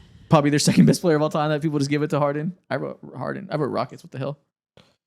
Now, who gets the last spot? Moses Malone. So there's some Elvin Hayes stuff. There's some Rudy T. Rudy T. Some Okay. Rudy T? Because they love Rudy T. Oh, you Okay. are deep in your bag. It low key might be Rudy T. Got his face, broke up, and then came back. He was coaching the team as well. Like, Okay. Is there any Yao Ming possibility? As somebody who defined the 2000s, he was such a like fun to root for player that like they love him in Houston. but I don't think he's like on the Mount Rushmore though. But they loved him in Houston. Rudy T. Rudy T. Elvin Hayes. Can I interest you in? Listen, Luis Scola has some years, man. You said Luis Scola? They love Luis Scola Luis Scola was a good because when Yao Ming was out here getting hurt, Scola was out here hooping. one. Yeah. I don't know who to put here. This one's Yeah, tough. I genuinely don't know who will. Elvin Hayes didn't have his best years there, but he's one of the better players to play for them. Does T-Mac have any room to sniff this No. conversation? No. Do you want to go Rudy T? Because the fans love him like that. It's low key. I'm telling you, Okay, it's either like Rudy T or Scola. we'll go Rudy T. Okay. My Rudy T bag is not that deep, but you as a resident Houstonian, I'll believe you. I'll believe you that Houston rides for Rudy I T. promise you, I've seen a lot of Scola jerseys. So Really? Yeah. Yeah, you're right. Spurs. Quick one. This is Duncan. This is Wemby. This is Duncan. This is Wemby. 2 players. Duncan. This is the Iceman. He belongs here too. Yep, Gervin. George Gervin. And even though he wasn't there for the championships, Gervin was like the original superstar for the team. Yeah. Yeah. And then just put the other two guys up there. Put Tony and Manu. You don't put David Robinson up there? Oh, I forgot about him. Would it be? That's a good conversation. Would it be Robinson over Gervin? Okay, so No. Manu's there. No, Manu's Gervin there. has to stay Oh, who's more loved, Manu or Parker? Who gets the lock? It's probably Manu. because he stayed there throughout everything. Yeah, they love Manu. He like sacrifices the team. He Yeah. embodies Spurs culture. Tony Parker did some unforgivable things, and also See, but two unforgivable things. Hold He on, went to hold the on. Hornets. hold on. Damn, Yeah, but listen, he didn't do those things to the fans, right? True. it don't matter. And- he impacted the fans. Still. And they still won. They Yeah. won. Okay, Tony They P. won. Tony P was there for the whole Duncan era, was a part of that whole longevity superstar era. Got a Finals MVP. Got a Finals MVP. David Robinson is a superstar. They're third best player of all time. Like He should be on there. over Tony P. Yes, but then again, over Gervin. No, If Gervin we- got to be there. I mean, so Duncan won a championship there. I mean, David won a championship there with Duncan. Gervin doesn't have that, but Gervin's a better player. Gervin's like an all-time great. But I thought we weren't doing. No, just- I am. But like that was like Spurs history before these guys. Like he is a major part. Like he was their superstar. I imagine that means a lot to them. Yes, but then more history happens, and we get Okay. I'm looking at that and I'm hearing this and I'm like, damn, maybe Manu shouldn't be here. no. He Manu was has there. to be here. Manu was there. I already wrote him. I know. I'm saying maybe he shouldn't be here. Low key, I think the Spurs are such a winning organization. They love him though. It's kind of like the Lakers. Maybe you have to be the champions because this championship era means so much to them. Maybe we do go Duncan, Robinson, Manu, Parker, and say Gervin's gone. Okay. Just for Mount Rushmore. Damn. Yeah, maybe I agree that with makes sense. Yeah. And Tony P gets the last spot. Clippers. Not a great history here. So shout out to Chris Paul and Blake Griffin. And DeAndre Jordan and JJ Redick. Does Kawhi get a look? No, Hell hell no. no. he can't at all. This is, shout out to him. I'm putting Pat Bev on this Mount Rushmore before I put Pat Okay. Bev and Lou Will for sure So before Kawhi. Bob McAdoo was on here. Bob McAdoo is the only lock, I think. Do you go Chris Paul? Chris Paul's Chris an Paul's a absolute lock. lock too. Okay, Chris Paul. Hell Go yeah. ahead. I just wasn't there for that long. Went out. Like No, I don't know. no, he's a Chris Paul's a lock. lock, and so is Blake Griffin too. Is Blake Griffin a lock? A lock. Okay. A lock. Absolutely. Bet. A Yes. lock. Especially after how dirty they did him Yeah. when they put his jersey in the Raptors and then traded him. Yeah. Like he is one of those guys. Last spot. Low key, this is probably where the famous role players go in. It's probably Elton Brand for the last spot. Like the whole 2000s when they were just dire, like he was so beloved there. Like the same way Nick Collison's loved by the Thunder. Imagine he's like a better player. Elton Brand is that for the Clippers. Because they have some other better players. They have Kawhi, they have Paul George, they have stars that like didn't leave their mark. It might be Elton Brand. You know what's crazy? What? Could have been Shea in that spot. Should have been Shea. Tragic. But yeah, we're putting Elton Brand. No, Okay. No Danny Manning. I don't know a damn thing about Danny Manning, and I won't pretend that I do. I won't pretend that that's not a lapse in my knowledge of the history of the league. I don't know a fucking thing about him. Give me 10 facts about Danny Manning right now, Donovan. Got your head in 10 Danny Manning games. I just don't know. I can't tell you 10 things about Devin Booker right now. Orlando Magic. Dwight Howard. So Damn. Is one. Dwight. Did we go Shaq even though it was only 4 years? Yes. He's one of the Because greatest they players of all got to the time. finals with Shaq. They did, okay. And it was still a young team. I think Penny Hardaway is still up Yeah, there. probably Penny. You can't. No part of players history. after Dwight deserve to be on here. Yeah. So we'll go Penny. Damn. That's so Damn, you're right. Not a soul after Dwight deserves to be on here. Jameer Nelson, I got news for you, buddy. Yo, Paolo Banchero, welcome to the Mount Rushmore. He is the number one pick. Like they don't have a lot of other all-time great. Like they're such a young franchise. They don't have the time to. They got Shaq and Penny right when their organization started. And then they lost them, sucked for a little while, got Dwight, had that little era, have been downtrodden since. Is it like Dennis Scott? It's probably fucking Vucevic. Nah. No. I'm not putting Vucevic, but like, No, no, Yeah. Who do they ride for? goddamn Horace Grant. Do they love Rashad Lewis like that? Grant Hill chose to go there. Jameer Nelson? Oh, Tracy McGrady. Oh, T-Mac was there. It's Tracy McGrady, number 4. We did. There you go. Yeah. Okay, T-Mac. Yeah, T-Mac had good years there. He got sold by lack of health around him. I said Jameer Nelson over T-Mac. Yeah. I just forgot about T-Mac. Okay. Jameer Nelson. Miami Heats. Shout out to D-Wade. That is his franchise. Yep. The face of His Nelson. franchise, his county. His Mhm. county. Miami Morning. Yes. 2 MVP caliber seasons for them. Was there for a while. Was it stayed for the championship as a role player? He still Yeah. works there. Yes. Still works there. Low key. Udonis Haslam has to be here too. Sorry, Oh, man. oh, yeah, we Haslam- hate it, but he has to be here. Yeah, Haslam's on there. Last spot, we could go LeBron. You know, they got the best player at his peak, came and got them more rings. I wouldn't even say LeBron. Went out sad in terms of his relationship with Pat Riley. Jimmy Butler took them to 2 finals in an era in which they should have been fucking terrible. He came and saved that franchise single-handedly. It just ended poorly, but they'll get over that, I think, long term. Mm. I would say I'm not going Bron. I'm between Jimmy Butler and Bosh. I'm not going Because to because Bosh at all. because I think the fact that Bosh stayed after LeBron left and that his career got cut short, Mm. that in itself, that like little mini era could probably boost it. I lean boost him Jimmy up a little Butler. I think the way that he carried that era and made them go from irrelevant to 2 final strips, I think Butler's a worthy pick. bit. That's okay. I don't know. I feel like LeBron might be more worthy than Butler because he actually got it done, and he got it done through like after having the most embarrassing moment that any. See, but this is GOAT not level player. but- They could don't like have. him for leaving. They hate him for leaving. Like Pat Riley hates his guts. Yeah, and I don't think this is not about.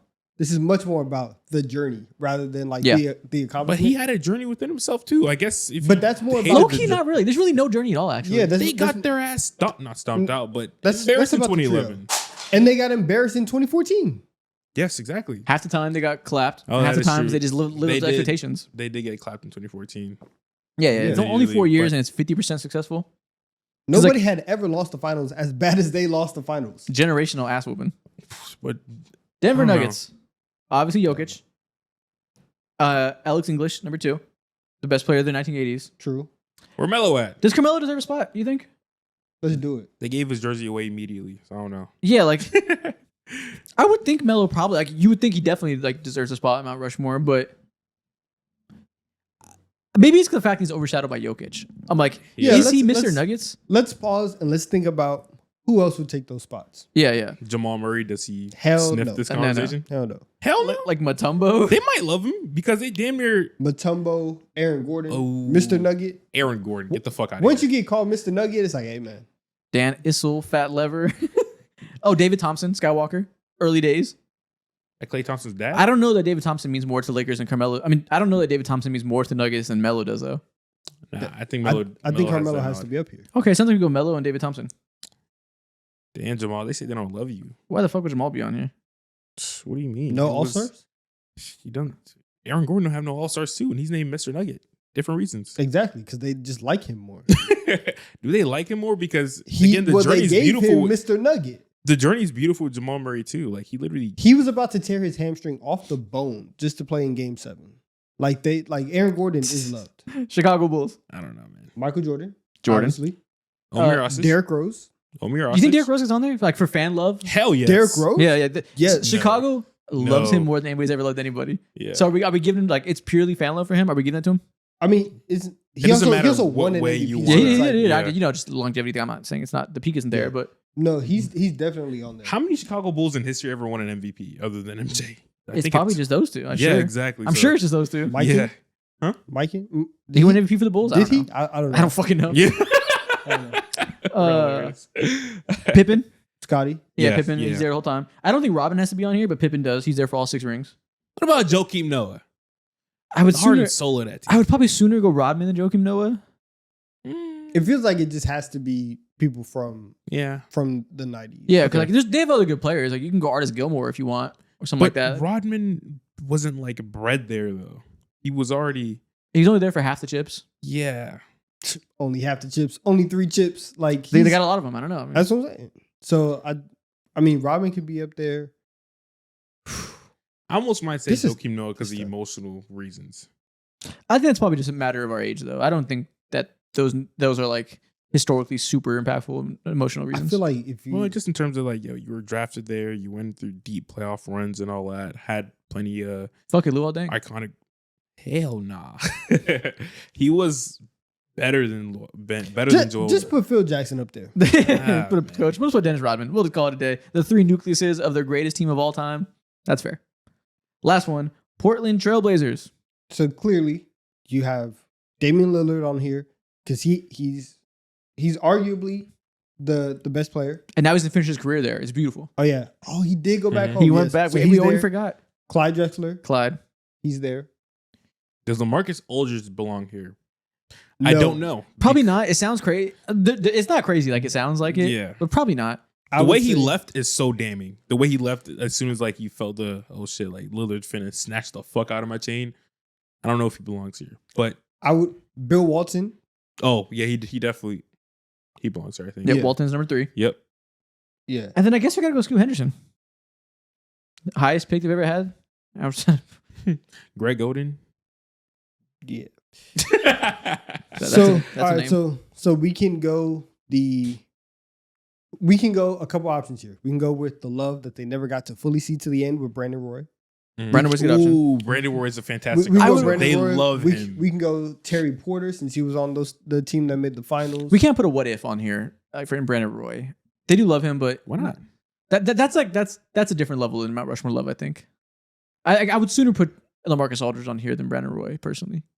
Nah, I think with the way things ended with LaMarcus, he don't belong here. I don't know if they ended as bad as you think. I don't think Portland hates him for life. They'll retire his number. They were. I Really? don't think they will I don't retire think his they number. will. You don't think they will? With the way he left in free agency.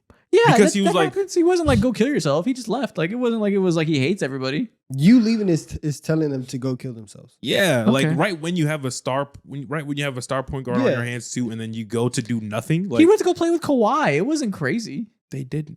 Oh, nice! You won 60 games first. You did nothing. The outcome isn't the point. It was just like it was an understandable decision to go there. No, because you felt it felt like they were, like he said, yeah. you saw the writing on the wall, and you were like, I can't let this young guy come in and take my chain. I'll give my chain away to Kawhi, but I won't have it taken. I don't think that's why he left. I don't think he left out of disdain. No, for he was Dame. insecure, He was couldn't insecure. handle changing times, so he left. Let me see you step foot in Portland. Okay, Brandon Roy it is. Next thing we're gonna do, we're gonna do a tier list.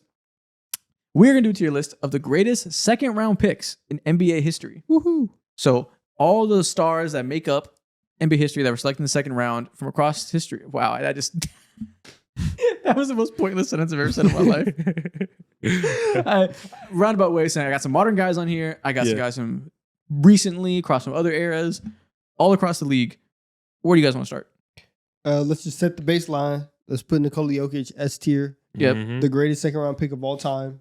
And there's no competition. I think he's alone in S tier. I don't think we should put anybody else up there. Yeah, I 100% agree. I was thinking about it, like who else could be there, but it's like if one guy is winning 3 MVPs. Yeah. There's nobody that deserves to be within striking distance of him. Yes. And listen, A tier is also impressive, but nobody else is up there with him. What do you guys do with Jalen Brunson? Jalen Brunson, he probably belongs in A tier. It's A or B. He's had playoff runs as the guy, and He's a top 10 player. let's come back to him actually because we need to lay a baseline. Manu Ginobili, A tier. that deserves A tier. Wasn't never like the guy on a team, Mhm. but so much sustained excellence is an incredibly important part of the team. There's players on here that are probably a little bit had more responsibility, but nobody's more accomplished. And Mhm. and it's also like just generally accepted that if Manu needed to do more, he could have. Yeah, he sacrificed for his team. That gives Yeah. him brownie points. Okay, Marc Gasol. DPOY. DPOY. It is stolen, but it's okay. He has a championship. He was a like top 10 center in the league for a very long time. All-star level player. Great defender. Like probably top 30 defensive player of all time. Is he? Offensively good. He's probably B. I think he belongs in B. Is he? He's not better all time than or on the same level all time as Manu. No. No, Manu just has so much accomplishment to him. And like always, we're balancing how good they are and their accomplishments, like all those things. Yeah. I think Manu has like utmost legacy points. Like Most peak definitely. peak legacy points you could possibly have. But I feel like even with Marcus All, like the legacy points of being, I guess it's more singular to Memphis, but like being a part of That's that the like thing. grit and grind, like Yeah. Yeah. that is very big legacy. That's a But- fun team that we remember. It didn't like do anything. You know, like it's not in terms of like historically significant teams. Yeah, they got to the conference finals. No, shout out They to them. did. Like, good, cool era, but it's not like historically significant that we got to like. Yeah. He took grit and grind to the finals. Yeah, exactly. I think when it comes to talking about Marc Gasol and his impact in the league, him and his era and stint are like a third layer of Mhm. NBA conversations. No one's Yeah. actually sitting down and talking about like, man, like you ran this. Like, no, he didn't run shit at all. I'm a huge Marc Gasol respecter though, so I think B tier yeah, is good. I love Mark. I think his abilities get into B tier, even though he didn't really leave a mark on history per se, like some of these guys. But his abilities for a second round pick to be a star like this, worthwhile B. If you're an all-star to me, like you're damn near guaranteed Yeah. to be B. True. Draymond Green. I A think he's tier. A tier for sure. Yeah, I think he'd be the one that's like pushing on S. If you want to talk about legacy points, what you do for the team, what you do for the league, everything you encapsulate as a player, and his abilities, one of the greatest defenders of all time, has offensive skills, the perfect complement to the best offensive player we've seen at his position in Steph Curry. A tier. I want to put a mess, but it would look crazy if at the Yeah. end of this it's just Jokic and Draymond. Yeah. No. What a huge gap. No, We've it's already weird. decided. Nobody's stepping Jokic. He is his own tier. Yeah. If there's ever been a tier list that deserves to have one singular person, it's this one. Like this is probably the most unbalanced tier list ever, with one guy above the rest that we've done. Probably. Unless you're talking- it's more of like a pyramid than a tier list. Yeah. Yeah. Unless you're thinking about like a team that has like one top 10 player all the time and nobody else, and I can't even remember who that would be. Oh, a Magic tier list. Shaq's probably singular. Actually, no, because then Dwight's there. Whatever. Yeah. Gilbert Arenas. How do you compare Gilbert Arenas to Marc Gasol? Marc Gasol is better, I think. But the peak of I think like Gilbert's peak Mhm. and him being an all NBA player and being this like future prototypical type of point guard where you are just gonna go out and get buckets. Very true. It's very fun, but also the prime just lasted so short that I feel like we have to go see. Yeah, I was thinking C as well. Because it's like Yeah. the prime lasted short and then you came back and did what you did. So we kind of have to go. Marc Gasol also has a ring. You know, it Yeah, wasn't as one of the more exactly. important players, but he has a ring. Yeah, I mean, it was damn near pivotal for that. I don't know if I'm not gonna say I don't know if they don't win a ring, but Jonas Valanciunas was the starting center there, and they realized that was a fucking problem. They needed more of a presence, and so He made a Marc difference. Gasol, yeah, definitely Yeah. deserves to be in B. I know I said if you're an all-star, you get to B tier. I lied. I changed my mind immediately. Gilbert Arenas is C tier. We can have all-stars in C. That is Well, fine. I mean that. Never mind. Go ahead and say it. I mean, it changes when when you're committing felonies. Like, what do you mean? On and off the court. Oh, Pre and post retirement. okay. What are we talking about? Okay, Chris Middleton. He might be C tier. Honestly, Could be teetering B though. low key. I'm thinking like D. Nah, I feel D? so. He's a good player, but like I don't think like You're right. He's he's good. Gilbert Like, Arenas is better, but Chris Middleton did have a year where he was a pivotal part of winning a championship. He just did more because he got drafted next to Giannis or not drafted, traded to be next to Giannis, and Gilbert didn't, so not his fault. But he played an essential part of winning a championship. He did, but that's also because like well, one, like he did the stuff. He scored 40 in the finals game. I do want to give him all that credit. His co-star at the time was also running dunk man and needed somebody to take those shots. He did it, but he was never like an overwhelming scorer in Yeah. in the way that like Gilbert was. So I think on like just talent, that's why I'm putting him in a different tier. To quote Okay. Donovan Smoot, at a certain point, we had to pay respect to what the people accomplish on the court. And Chris Middleton, again, second option on a championship team. All right, fine. I guess that's fine. I'm not That's saying fine. he should be above Gilbert. I agree for what you're saying. He's better, but I feel like if one's better, it's not like Gilbert Arenas is like a first team All NBA player. It's not like he's exceptional, Yeah. So I think he's better than a guy who's barely an All Star but accomplished less. That feels like even to me. They both have the same amount of All Stars. Gilbert Arenas does have 3 All NBAs to his name, but Chris has medal to his name too, and also Medal to his Metal, name. what do you mean metal? Ring. a chip. Yeah, he has a ring. Oh, That's steel. Yeah, I thought he said like like Olympic no, thing. No, and I was no. like, he playing like the people were. no, no. I'm not talking. That's He not a did. talking He point did. at That year all. they sucked and they didn't win. Yeah, I mean, he was a part of it. But anyway, Dennis I Rodman. know we have to drop him. You lost the World Cup. I can't respect that. Kevin Durant, when I see you. Dennis Rodman. does he belong in B A as well? Actually, no. I feel like for somebody who is as influential and impactful to He might be an A. to the Bulls and to the Pistons and multiple like dynasties Mhm. or just like Yeah, yeah. iconic eras. He kind of has to be A. Yeah, he Yeah. probably got to be right next to Draymond, honestly. Yeah, Like, I think Draymond's a little bit better for things we talked about in the episode today, but they're within striking distance of each other. There's similar mold. Yeah, definitely. yeah. I had him right next to each other. Isaiah Hartenstein. D. Newly minted champion, Isaiah Hartenstein. Champion of on a starter champion. A starter on a champion. Definitely that all backwards? D tier for sure. We could have F conversations just because like these are Is he the worst player on here? there might be a tie. It's a tie, but he won a championship as a starter. I Yeah. will say, if I ask the question, is he the worst player on here? And we can confidently say like it's a tie, yes. We might have to put him in F. Okay. Okay. Yeah. And again, Yeah. that's more a matter of like who I picked rather than anything. That's a little meta. But okay, we can go Isaiah Hartenstein F tier just because they're all good players. Yeah, he's a great player. Somebody has to be in the bottom. Fred VanVleet. Is he better than Isaiah Hartenstein? Yeah, he made an All-Star team. He did make an All-Star team. Yeah, He made an I think he All-Star belongs in D. He made an All-Star team the year after Kawhi left when they still maintained relevancy post Kawhi and were like surprisingly good, snuck up on people. Yeah, Let's Everyone do was it. the All-Star. he can. Let's put him in D because he also was like, and look, Hartenstein was great for the team all year, but there were times where like they weren't really playing him even in the finals. Yeah. Van Vliet was hitting shots. Yes, Key part of 2019. He's Yes. he's been a pillar to two different teams in his career. Like one of the most important factors, and Isaiah Hartenstein is simply not that at all. Yeah. And listen, sometimes Rockets fans kind of hate him, but important part of their turnaround. Exactly. Alex English, Also, A Hey. tier, A tier. immediate A tier. The only besides Jokic, probably the only superstar on here. Mm-hmm. Whoa, What? superstar. Alex English? Yeah. Taylor's a superstar, No. Hall of Famer. No, that's not what I'm saying. Okay. What are you saying? Carlos Boozer. Oh. B tier, very solid. I think Marc Gasol is meaningfully better than Carlos Boozer. But I don't know. Carlos Boozer did have some years on the Jazz. Like, I feel like he's I like, almost feel like he's C tier. he's just one of those inconsequential all stars. Like in the 2000s, like there's just guys that you just like forget about. Yeah. I'm taking. Carlos Boozer gives you. I'm taking Marc Gasol's career over Boozer, and I think at their peak, I'm taking the defensive acumen and spacing of Marc Gasol. Yeah. But is your beard crispy? I mean, Is it? Come on. I'm just saying he got it crispy. there is a sharp line there. why? by How? any means necessary. Any means necessary. What is the process to that though? And I, You know what? No, we don't. No. We don't put enough. I like that. Like We don't put enough respect on Carlos Boozer's beard game. It's like Barry Bonds. Before the PEDs, he had good beard. Yes. There was a prime there before he decided to cheat. And even though that I don't like cheating, like just in general, sometimes you're so outlandish with it. I have no choice but to respect, Yeah, I it respect because it's it. like if you're gonna live like that, go ahead, do what you want to do. What you want to do. Kyle Korver. F tier. F. Easily F. Shout out one Kyle of the Korver. greatest shooters of all time now. Yeah. Ben Wallace. I think he's step below A tier. I mean, Simply if because we of put impact Rodman, across if we the put league, Rodman too. in eight, well, Rodman has multiple 4-time rings. DPOY, won a championship as either the best player Alright. or one of the core. They're all similar good levels. You can go We- A tier. we gotta go That's A tier. fine. Yeah, we can go A tier. A tier, Yeah. A tier is packed. 4-time DPOI is insane. A tier is packed right now. Is there anybody? But none of them should be like that. Makes sense. Marc Gasol being right below them makes sense to me.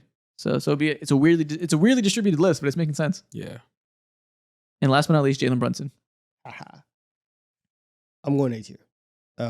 I think to So go from where obviously they're all second round picks, but he's had deep playoff runs. He has had good playoff runs. He is an All NBA player as well. I think offensively, he's been as good as you can ask as you can like reasonably ask of somebody. For sure. He's an all-star, best player on a team that's like making finals runs. They're making pushes. They're a threat in the conference. They're not necessarily like going to win a championship. I don't think that'll probably never happen, but they are a relevant team out there, and he's the engine of that team. I do feel like also The jewelry though, in A tier, like those guys are all decorated, but they're not the guys. yeah. I think I mean, their careers are over. Let's just wait Exactly. another 5 years and see Yeah. what happens. Yeah, I don't know about anybody. But I think Jalen Brunson belongs in A tier for slightly different reasons. He's been, of course, like a top 10, 11 player back-to-back years. Mhm. And then on top of that, too, you almost even want to drop him an F.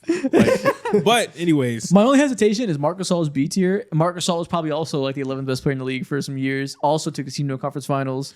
but did he I'm- sacrifice money like Jalen Brunson? Hey, he's dumb. That's not my problem. I'm almost wondering if that's like the same resume as Marc Gasol.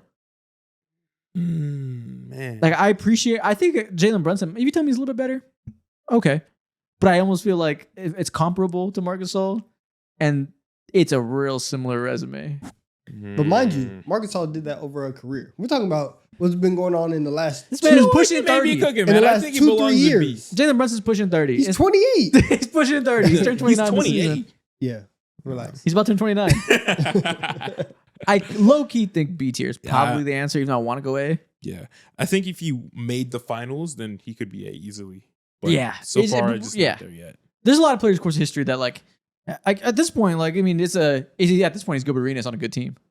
In terms of, like, a few years of, like, being really good and talented. He's just on a slightly better team that's making it further in the playoffs. And he's not a felon. Like That's why he's a tier higher. That's 2 tiers higher. Yeah, he's not a felon. But I do think Brunson will get to A You tier. can't play in the NBA in a jail cell, and Brunson is nowhere near that. He's a good podcaster.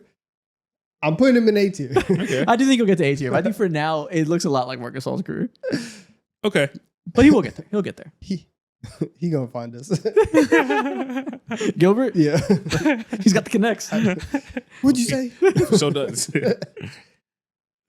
Okay, so the next thing we're gonna do, That's funny. sticking on the topic of history, we're gonna keep going. We did a video a few months ago where we did the most fun player to watch in the NBA currently at every position. Mm-hmm. So I'm gonna name every single position. You tell me who is the most fun player to watch all time. Okay. Point guard. Steph Curry.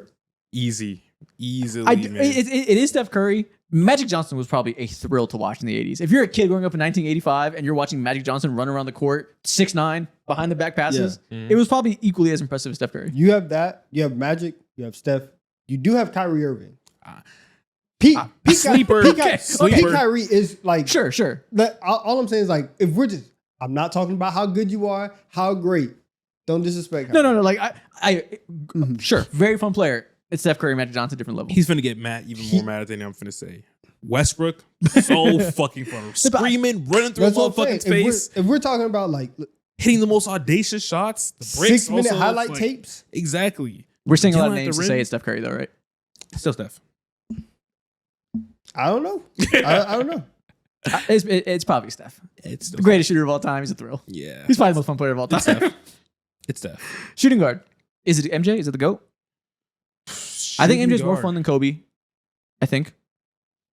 Yes. Yeah. He's more athletic. Once we get to the later part of his years, it's like it's very, very technical, right? Fundamental. Right. But I just like seeing people flying just Vince Carter. Oh, okay. Really? Wait. Vince Carter's dunk highlight package is it's one of like the 10 best highlight packages in all of sports. His highlights are fun to watch. I don't think game to game basis he's more fun to watch than Michael Jordan. I don't You know care. who The is- idea and the wondering, like, Yeah. is he gonna jump over somebody? I don't today? think he gets a poster a game. If he did, he'd be more fun to watch. I don't know. You don't want to mention a J.R. Smith in this conversation. Someone who don't hit open threes, but contested, he will green every single thing. When you want to talk about guys who are flying. If we're Bro, real, we're talking about fundamentals and wanting to watch team basketball because that's fun to you. Derek White is up there.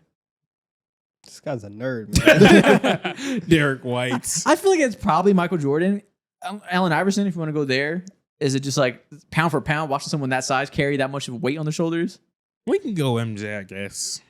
But that's boring. No, let's not do that. Let's not do that. Let's find somebody else. You're disqualified. Baldy. We're going Vince Carter. No, I think I'd probably go Allen Iverson. It's more fun to watch than Vince Carter. I think Actually, no. We put Kyrie at shooting guard and cheat. You mean He did play shooting guard for a little bit. He did play shooting guard. we can't do that? Come on now. I'll go AI then. Low key, Dwayne Wade. I love watching Dwayne Wade, but I know some people don't like foul merchants, and if he played today, they'd become a foul merchant. They would hate Dwayne Wade. But 06 Dwayne Wade is insane to watch. The burst and slashing is ridiculous. The posters, Jesus. I like Christ, watching 06 Dwayne Wade more than Pete Kobe, and if we're not going Jordan, my vote is Dwayne Wade. I would say Harden, but yeah, I'm gonna get outvoted. You will get out. I love watching Harden though, so I vote Dwayne Wade and keep pushing. I don't know, man. Will you get outvoted? We could go D Wade. Okay, let's go D Wade. We go D Wade. Small forward. I think we just go go D-Wade? LeBron. I think we just go LeBron and keep pushing. Yeah. It's LeBron. I mean, Kevin Durant would be up there if he had like the eye of the tiger to want to score 60 a game and go Yeah. insane sicko mode with that size and frame. He doesn't. He's so fundamental. I don't think he's more fun than LeBron. LeBron's, I don't know, LeBron's but, a like, different type of fun. 2012 LeBron's the most fun player. That was insane. Yeah. That was a torpedo on the court. It was. Don't matter. but 2012. does we could talk KD about. have an argument? No, I don't think so. Yeah. He's not You really don't in the think he has conversation. an argument? It's LeBron has a multifaceted argument. It's LeBron. It's LeBron. What KD about Hmm? does Dr. J have more of an argument than KD? Ask your grandpa. Power forward. Where do you want to go? This guy was. I don't know. I don't know. That's your grandpa's crazy. 4. Oh, I can't stand you. People are gonna hate you. For what? I don't know. Dr. J is more fun to watch than KD. Damn good. Power Okay, forward. power forward. KG deserves to be up there. Just he This amps is you one- up without even playing. This is basketball. one where the GOAT is definitely not the most fun to watch. It's not Duncan. I Yeah, will no. tell you who. It's Zach Randolph. Shut up. Zach Come on. Randolph. Come on, man. Junkyard dog. What are we talking? It's Zach Randolph. Is it Giannis? Like, I don't think we see a 4 that has that Oh that my dunking with that ball handling. The Yeah. fact that you can't use him in a video game because he's so overpowered that sometimes you'll be like banning him. That tells a lot about the way he plays in real life. Giannis almost I'm feels gonna like score a 35. No, get on the block. Giannis. Throw your shoulder into somebody. That's what I need. Are you a bully? Are bullies getting bullied? that is Come true. on. That is a 2018 bar AD of was very the fun to century. watch. I think I think we'll go Giannis. I might lean towards AD because the fluidity that he plays. No. with- Do you remember it young gets Giannis me. when he was first breaking into the MVP scene? He dunked so fucking much. That first playoff run, I still starkly remember him breaking onto stardom, playing the Wizards in the first round, dunking over everybody nonstop. I felt like I was watching God. Young Blake Griffin. Good pick. I think young Blake Griffin is more fun than AD. Fun. Okay. I can see the argument. I don't know about that. Power forward But- is like a dunking Yeah, position. So I get it. Yeah. because you're getting caught up in You know what, like, sure. Instagram training and I how many, mean, I love how many back work. skills can you do? I love Dunk back on work. somebody. I Go seen to AD somebody's cross someone. face. I seen AD cross 2 people at one time. No other big man in NBA history can say that. I've Center. seen Blake Griffin put nuts in face multiple times You every have. single game. You know, he's had repeat offenders too. Didn't he do that to either Powell Yeah, or he did that to Kendrick Powell Perkins twice. twice? She did in the same game. He did to Powell. Okay, we go Blake Griffin. Fuck it. Center. Shaq. It's It's Shaq. Shaq. I do for me personally. I love watching Jokic, my favorite player in the league right now. But I understand that's some nerd shit. It's Shaq. Okay. Just too big, too strong. He's gonna dunk on you, push you down. Like it's also the disrespectfulness Yes. of his game. So it's very fun. But I'll make it clear. I love watching Jokic high post pass. The nerds got something to say. If I'm on this podcast, we're getting Jokic plays. We're getting it out there. But it's Shaq. I think Jokic would be number 2 for me, but Shaq is 1. Who else? Who else has an argument? Honestly, I think it's just Shaq. I don't even know if there's really like because all the other greats like Kareem, Hakeem, Bill Russell, Wilt. I mean, I guess there's an argument for Wilt, but I don't know how to parse that. But like Kareem and Hakeem aren't that fun to watch in that Yeah. way. Manute Bolt deserves a mention. I'm like spectacle, sure. Wemby? Wemby will get there. Not yet, though. You say that as a joke. No, Wemby will get there as a most I'm fun laughing center. because I'm just trying to shoehorn him Yeah, into I every know. conversation. It's a shoehorn, but like he probably will get there in this conversation Yeah. one day. Okay. He's on the short list. He's in the on deck circle. Yeah, he's coming. Ayo. Hey. Next thing we're gonna do. Wow. All right, so that's the all-time stuff we want to start with today.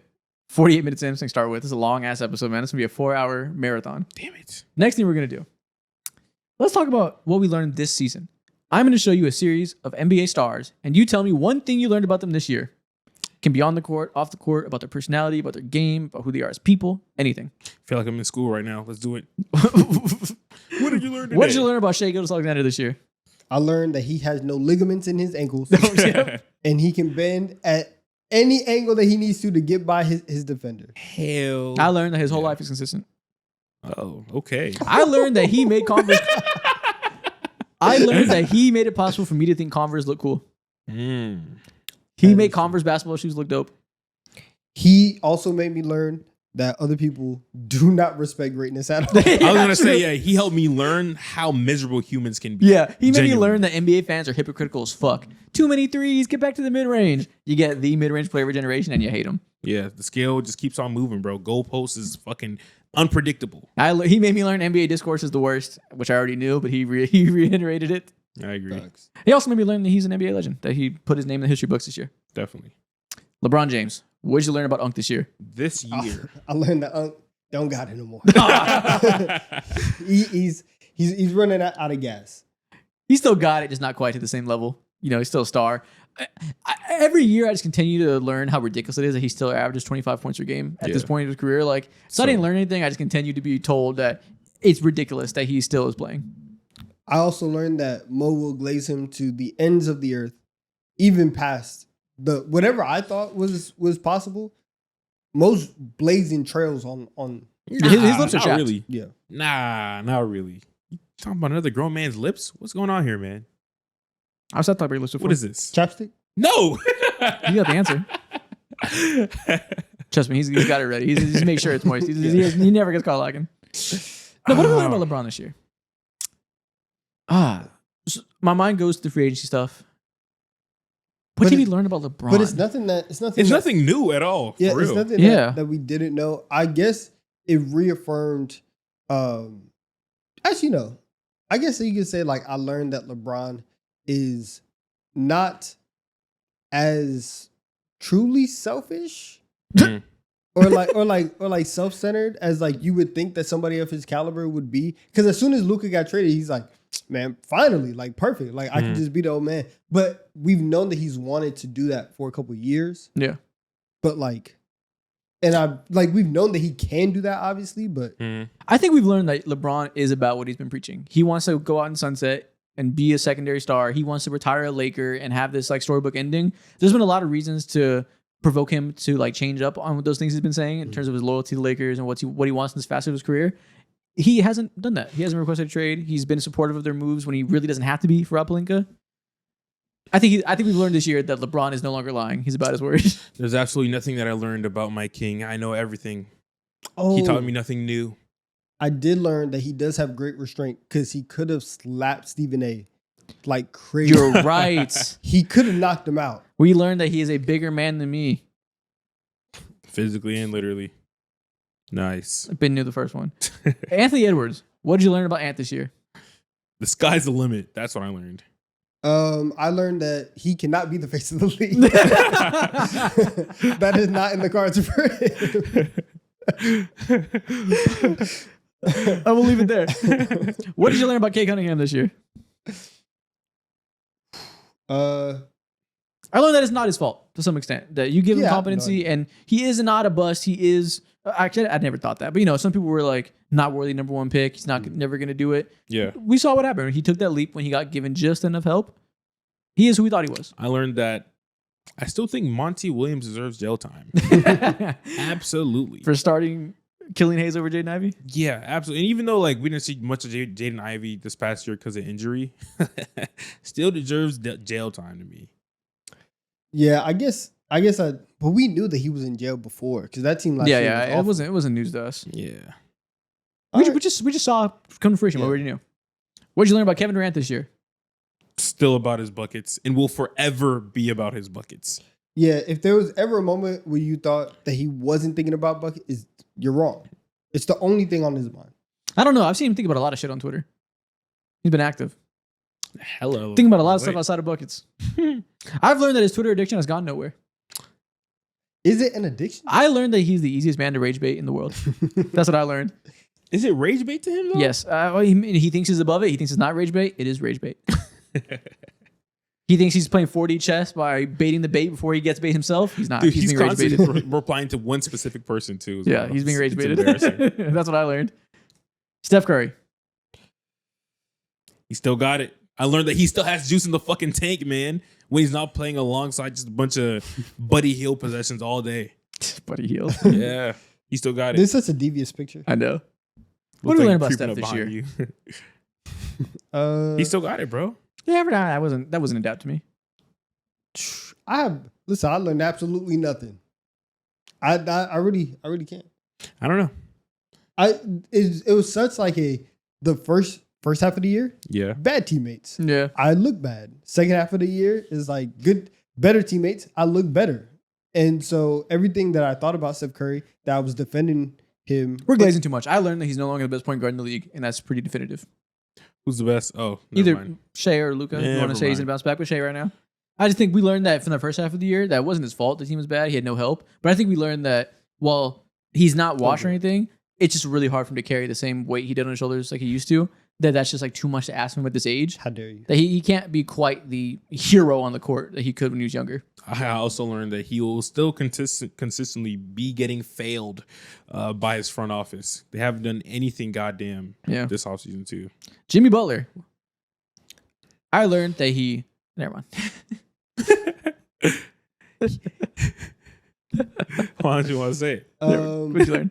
What did I learn about Jimmy Butler? I learned that he still has it a little bit. I thought every old person we've learned they still have it. Yeah. yeah, well, because in Miami, I thought that the second half of last year and the way things were going, I was like, yeah, he's just talking like he can't impact the team the way that he is saying that he can. And then he goes to Golden State and immediately rise all the way up the standings to the 7th seed. You know what I learned? I learned he's the most self-aware, media-savvy player in the NBA. As soon as he got to the Warriors, all he's talking about is how much he wants to be Robin, how much Steph Curry's Batman. He knows that Kevin Durant never took a back seat, and the fans hated him for it. What the fuck? He knew he needs to play into that. He needs to say Steph Curry's the man, make sure they love me, want to keep me forever. No, I think he leaned too far into that, and because I say that, Oh, you think he's a I cuck? think I learned that he is ducking too much responsibility. Too what much. the fuck? I just caught on to what you said. No, You think he's just been too passive to Steph Curry? He's letting him take too much? passive. Yes, they Mhm. traded for you for a reason, man. I need Okay. to see 22 a game. But honestly, it's like smart. Like he's at that stage of his career. He should be like, trust me, I know I'm Robin. Like Yeah. he's very, very self-reflective. Luka Doncic.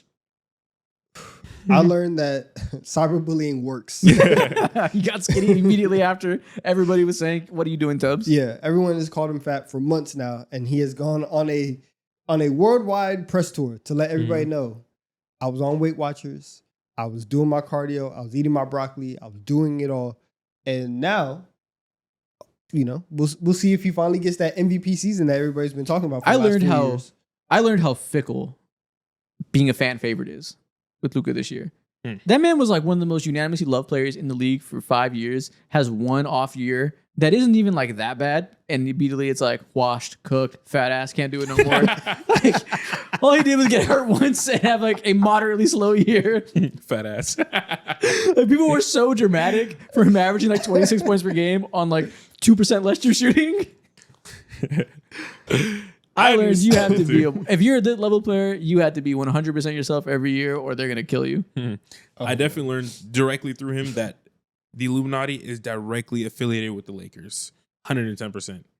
Let's go. Tyrese Halliburton. I learned he's him.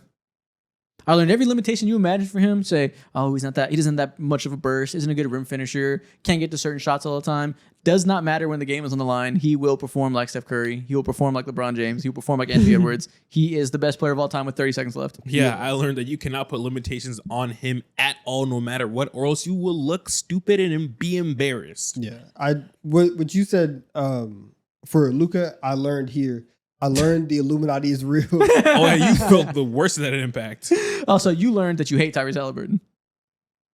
This playoff run? Yes, I did. He ruined my summer. He ruined my May. Yeah, listen, he made my summer great. Karl Anthony Towns. I learned that as long as you are Dominican, New Yorkers will love you. No matter what. No matter what. Big bodega, man. That's a good takeaway. Giannis. Damn, man. I learned that this is the most loyal man to ever loyal to the world. Nobody has ever loyal like Giannis is loyal. That's what I learned that Giannis is like one of the greatest manipulators of all time. Because as loyal as you think he is, he's actually not. He is actually not. He's pressed so many buttons, went on so many random press tours on just like pressing the Milwaukee Bucks and just talking about how much he wants to He's win. went on press tours about being able to press, not actually pressing. He hasn't requested a trade, and that roster is bullshit. It will be bullshit next year. They have no chance of contending, and he's staying. Man, You it's say one that, man. year. You say It's that. 1 year and everything went bad, and now everyone's like, yeah, go. We haven't even had an opportunity for him to test his loyalty. Let me see how loyal you are in February. Yeah. Okay. Yeah. Let me see it. I won't get ahead of myself. Maybe we'll see. How many more 7-point per game Kyle Kuzma nights can you withstand? For real, let's talk about it. Are you really about it? Are you really loyal? Exactly. KPJ's right there. Cole Anthony's right there. Are you really gonna elevate? Bobby Portis is still here. Michael Porter Jr. I learned that we need to start a band through him I through learned that- podcast mics for athletes. We need to. I kind of learned that maybe free speech wasn't the best thing for this country. Yeah. I kind of learned that maybe we do need to silence some people. Maybe we need more cancel culture for specific people. And listen, I think Adam Silver genuinely needs to put in like a lash policy because he would like be running up the goddamn score for like lashes led in the league. David Stern would have sent him to obedience training. Brother, he wouldn't be in America right now at all. He would send him somewhere over there. David Stern would have sent him to boarding school like Earl Sweatshirt's mom. Yeah, like going from like David Stern would have lasted him himself. like going from like leaking Adam Silver's number or the league's number, bro, and Oh, that email was and shit. hilarious. To just like saying all the craziest stuff in the world on the podcast. we're grandfathered in, but the new law should be that podcast mics cost $1 million. We're grandfathered in. I already got him. You better not break. That's the last one. Oh man, bro, he just says the stupidest shit. That's tough. On the topic of this year, let's talk real quick. Do a quick video about free agency. I want to know what you guys think are the best and worst moves that were made this summer. So first off, what's the best? What was the best move of the summer? Let's see. I will say, Very sicko pick.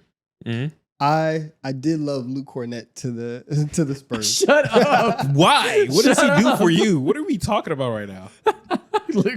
God. Ew. So obviously Kevin Durant is a member of the Houston Rockets now. They're probably going to Are be we the calling that free agency? Yeah, it's a move of the summer. It happened during the Yeah, summer. I didn't say just free agency. The summer. yeah. Okay, I didn't know. Yeah. Yeah, no, not only direct free agent signings, just Oh, trades. just like transactions. Yeah, transactions that happened this summer. Best move for the summer for me personally, it's when the New Orleans Pelicans went ahead and gave us their protected pick for next year. I'm in love with that. I thought it was One of the best unprotected. moves. I think No, it's unprotected. is it unprotected? Yeah, it's Yes. unprotected. Yeah. Dude, No, it's been 'cause so it's- long since we talked about it. Because that was the stupidest thing of the offseason. Yeah. Okay, so we'll get to that. So I think best move, Kevin Durant going to the Rockets, giving them the shot creation they need, giving them more length, more size, more shooting. Clearly the most impactful move. Outside of that, it better be Desmond Bane to the Magic. That better prove to be the move of the summer. Otherwise, if we go into next year and their shooting isn't fixed again, they're cooked. There is no way. I can't sit through another year where the Magic are the 23rd best offense in the league. It's hard to watch. I'm sick of it, frankly. When you have Paolo, Franz, and Desmond Bane, Mhm. please get to 19. Yeah, Please. I'm begging you. most definitely. Another good move. Shout out to the. I don't know if it's one of the best for the Denver Nuggets and where they were. Shit, it's one of the best moves, bro. Getting off of MPJ, replacing with Cam Johnson, Tim Hardaway Jr. on that bench, and then you also have Jonas Valanciunas as well. You had me at getting off of MPJ. That's all I needed to say. Gotcha. What is the worst move of the summer? Worst moves. You said it. From a transaction, the New Orleans Pelicans giving an unprotected They deserve to be, yeah. pick to the Hawks to go up to get Derek Queen. Yeah, it's terrible. And like getting Derek Queen, fine. Giving up that much draft assets, like you just didn't need to do that. Surely that wasn't necessary. That's gonna bite them so bad. I promise you it wasn't. I necessary. promise you that the Hawks GM heard you and was like, a first round pick, okay. Unprotected, word, okay. Apparently Yeah. Call it in. they kept calling back and was like, it's unprotected, right? Like Yeah. that's the one that you're offering. I can't believe it. Dumbass. Oh, also, Loki underrated. Best transaction when the Pacers traded for their first round pick back next year. Oh yeah, Smart. Got ahead of brilliant it. move. Yeah, brilliant move. Worse also, I would say the Milwaukee Bucks just going ahead and deciding to cut Damian Lillard. That's just the most random unforeseen. Yeah, thing. and I like- get it, but The implication that long term, like their money is so tied up now, like they're so limited in what they can do. It was such a desperate move to try to keep you honest. yeah, Not great. exactly. Not great at all. What else was a bad move outside of that? The bad move is.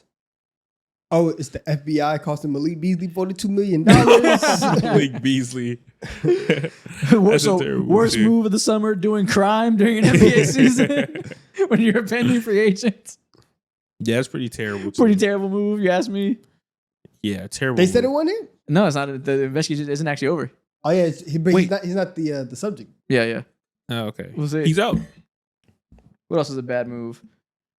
Who Well, else I'm sure did the Bulls did some bullshit. I'm forgetting. What move did the Bulls do? Bulls gotta be out here. Lonzo for Isaac Okoro.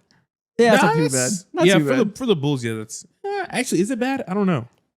Oh, no. The worst move was the Nets drafting 4-point guards in a draft class that could have been transformational for the roster. Instead, they commit acts of crime to their fan base by doing nonsense with 4 first-round picks.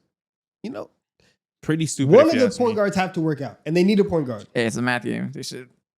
Exactly. Fuck it. There's a starting point guard out there somewhere. And good job. No, horrible job. Terrible move. You were aggressive. You were downright incompetent. Speaking of inconfident, Sacramento Kings, they did absolutely fucking nothing this summer outside of who? Bring in Dennis Schroeder? Yeah. Yeah, whatever they do, I mean, they're just Just bad. constantly like the worst. Just bad That's just always. them. They always belong here. Yeah. Okay. Last thing we're going to do. Last year around this time, we did an episode of this show about the greatest what ifs in NBA history.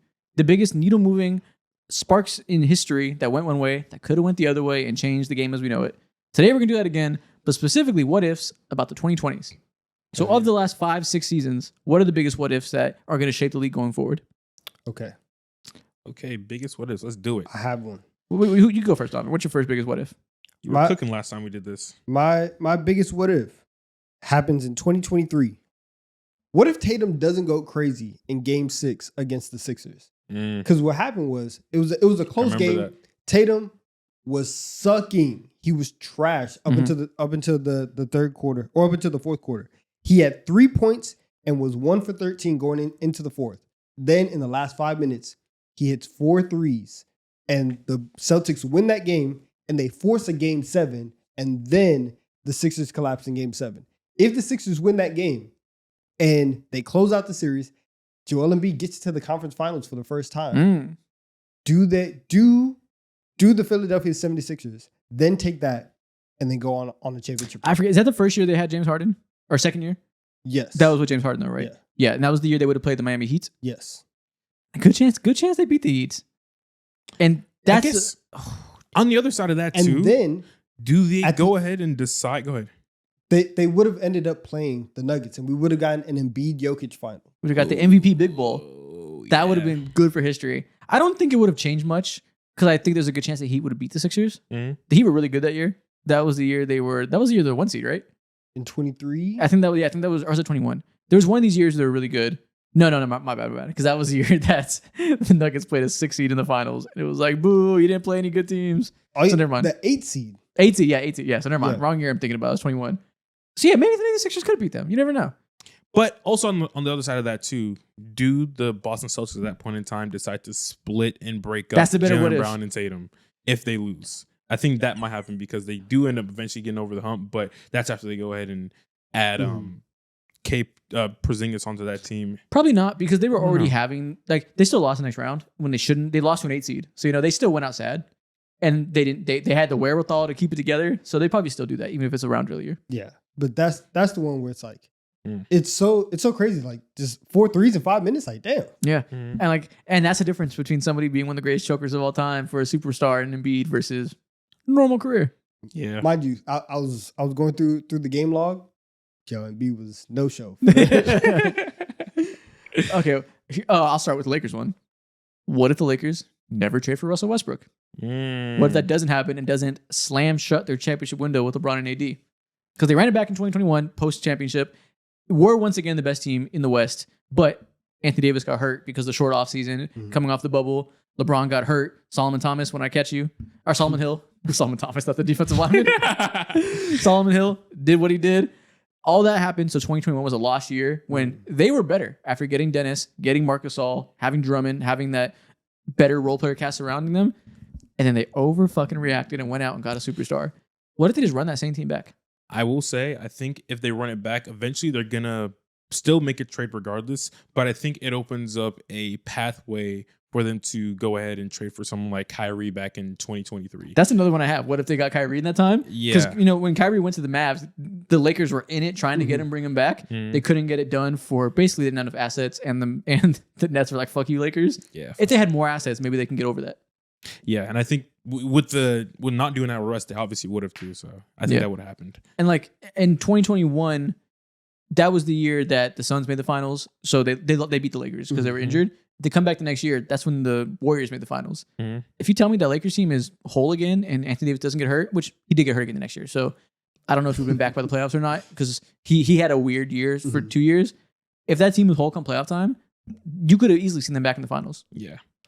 I have another one from 22 from that kind of specific timeline, which is like, what if the Suns don't choke in Game 7? And they win that finals.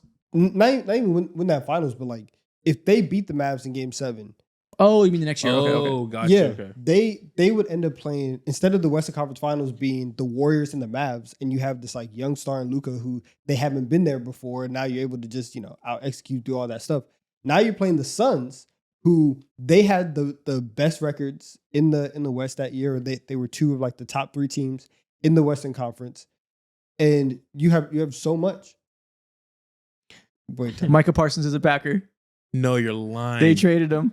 What? No.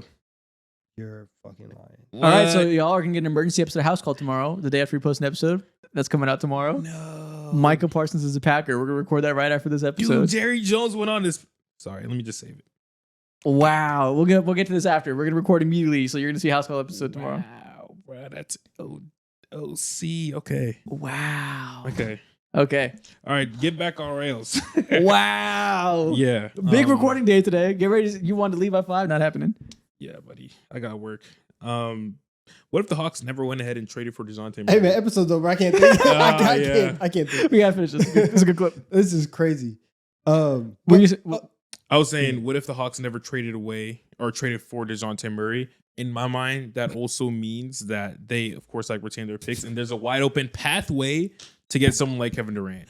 One of the biggest what ifs is the Hawks. Yeah, hell yeah, it is. Because Because- we go from the 9 seed to the 6 seed. Like, Because if we They would have don't, got Kevin Durant. if we hold ourselves back, literally the following year later, we would end up with KD. I'm gonna piss We would myself. have all the assets. Hell yeah. You laughing, but I'm dead serious. Okay, on the topic of Kevin Durant, if the Hawks were in that because they're capable, that's a good one. So one of mine is we can mesh these together. Mine is, what if the Suns never traded for Kevin Durant? They had this great period when they had the young wings, Ayton, Booker, Chris Paul. They blew it up in a decision that I think we all thought made sense. Getting KD was good. Didn't work out. What happens if they just don't do that and they just run it? They keep Ayton, they keep Cam, they keep Mikal. Do we have more excellence? Are they in a better spot? And where does Kevin Durant go? Besides the Hawks. I mean, I don't know. It sounds like that's the prime destination. Sounds like he was just destined to be a Hawk. Hell yeah, he was. Dead Oh, serious. Oh wait. I have no idea where he goes. I'll So give my in next that one. in that time, he was obviously he had preferences of where he wanted to go. Mhm. He wanted to go to the Miami Heat or the Suns, were his main things. But the Celtics were also reportedly interested in a Jaylen Brown trade. I think that was debunked. Some people were saying they didn't actually offer Jaylen Brown, but the Celtics were I interested. remember that. And notably, the Raptors and the 76ers were interested. He might have been a Raptor. I remember that. The Raptors were super interested. They were, but they were asking like the packages that they wanted back from the Raptors were just a lot. And yeah, so- they wanted Scotty Barnes. Yeah, and it was like, well, what's the point of trading for KD if you're gonna gut our team? I think they would have did it though. It seemed like the reports were that the Raptors would have did it. Remember, the haul they got from the Suns was like substantial. Yeah. They got those 2 wings and a lot of picks. The Suns had no picks left. Like they got a lot from the Suns to turn down a Scotty Barnes package. What if they would have done that? What if they would have traded him for Scotty Barnes? That would That's just dumb. And like it feels weird saying like, you know, I understand. Yeah, Dumb you know, in the like, sense that they're far away. So even with that Yeah. trade happening, yeah, ambitious is the best yeah, word for that. yeah. But yeah, I don't know if that would work. Speaking about dumb, I got another one. Good. Okay. What if? So there was a report that came out back in mid to late May that the Minnesota Timberwolves were back in the 2020 draft. That the Minnesota Timberwolves were actually interested in falling back in the draft, and they offered up the Warriors their number 1 overall pick for Yes. the sake of next year's pick. And also, I think a pick that ended up turning into Jonathan Kuminga because, you know, the Warriors, like, they tripled up that draft class. What if the Warriors, and Steve Kerr specifically, and their front office actually too, had senses and were tantalized by Anthony Edwards? And we're like, you know what? We see this guy. We see this young guy. He doesn't have the stamina necessarily, had a rough workout, but we want to put all our chips in his potential. What if they went ahead and did that? That would change so much because in my mind, that means Cat is definitely Timberwolves till this day that we're talking. Rudy Gobert trade probably never happens. Rudy Gobert probably ends up in the most random area, like, I don't know, the Cleveland Cavaliers or something like that. And this also like extends the prime of someone like Steph Curry. And I think that the Warriors probably have more than one chip to this day. All that is fine. Anthony Edwards going to the Warriors would have been the thing. That would have been God. insane. I don't give a fuck where Rudy Gobert goes. I don't give a shit where Cat goes. Yeah. Ant with Steph Curry would have been ridiculous. Like that is such a like all time. Like we talk about what if they'd have picked LaMelo. The fact they had an opportunity to get Anthony Edwards, that is so under talked about. I didn't even know about that until I saw Kenny talking about it like a week ago. Yeah. It got released. Oh my! I think that talking point got released back in May. So Spin the bottom part and loosen it up first. No, I'm gonna just hold it. Why would you just hold it? Because I don't feel like doing this. What, you'd rather hold it? Yeah, I guess so. how did it get loose? Never mind. I don't know. It's just been, All been right. balling. Keep Is that what going. you're saying? Yeah. So much changes because who the fuck knows what happens with the Knicks? You're fighting Bro, for your you life. can't. I'm trying to unscrew and screw this thing back with one hand. I think like- you're good now, right? Yeah, it's fine now. Nice. I'm just wondering why you stopped to stare at him. Because all this movement, I'm like, what's going on, man? All this movement's happening, distracting me and shit. But yeah, like I easily think with Anthony Edwards a part of this nucleus. Obviously, they evade James Wiseman. They don't have any discussion. Evade? Yeah, they escape Jonathan. They escape this terrible Jonathan Kuminga Moody. They get less wise because Moses Moody isn't there. Draymond and Anthony Edwards. That's such a weird ass like personality mesh. Yeah. But goddamn, it would fucking work. Klay Thompson, he probably becomes more expendable too, and he still ends up going to wherever the fuck at that point in time. But Yeah. All they're right, still heavy hitters. I have another Timberwolves kind of related one.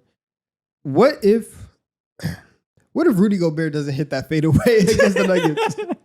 And I use all of that. One, I just had to bring that up, but also like if the Nuggets don't choke in Game 7, do they win the title? Do they go back to back?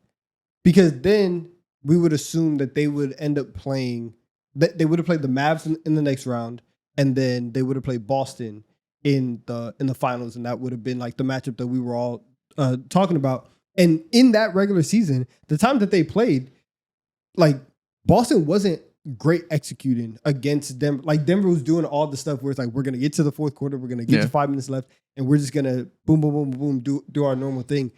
If that happens, and like if Denver went back to back, Jokic he's already rising up there.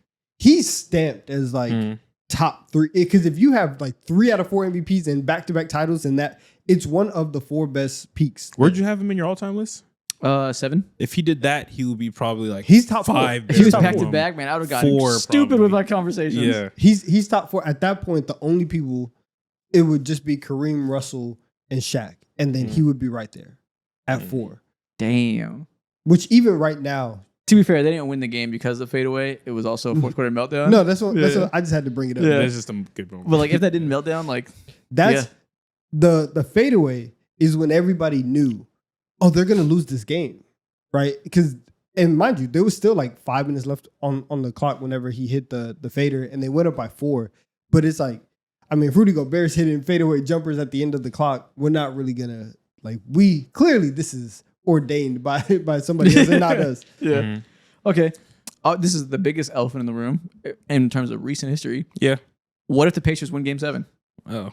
What if they win the finals? Yeah, that was mine. Was like if he doesn't tear his Achilles. Yeah, both. Let's say they win Game 7 because Tyrese doesn't get hurt, and that means they are the biggest Cinderella run in NBA history. I think in terms of a team that had no business winning the finals on paper, not led by a superstar, all-time great, legendary player, straight team basketball, upends an all-time great regular season team after inexplicable game-winning shot luck, and just dominates everybody in this way.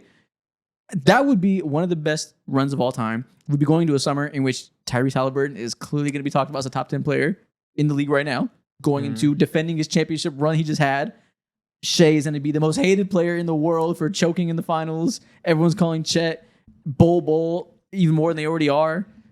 Discourse would be insane. Man, the works that I would do with Pascal Siakam, man. Shit, you lucky. No, it would be crazy. Like Tyrese also, just because of like that 1 year, would instantly be thrust into certain all-time conversations. He'd be a Hall of Famer off that one run. He'd be a Hall of Famer. Instantly. But I'm talking about like when we do all-time point guards or whatever, he's instantly like top 30. He's instantly pushing top 20 if he has the ring and he has the clutchest playoff run that we've ever seen. And he's so young still. In the scenario we're saying if he doesn't tear his Achilles, he would have so many years in front of him of being this good for this long, just getting started. Like, it would be a legendary career. And also on the side of that too, OKC would be one of the biggest disappointments in NBA history as well. That'd be on the short list of best teams to not win a championship in a given year. Most definitely. I don't think they do anything drastic with their roster still because, of course, like the season that they had was ridiculous and their superpowers were ridiculous too.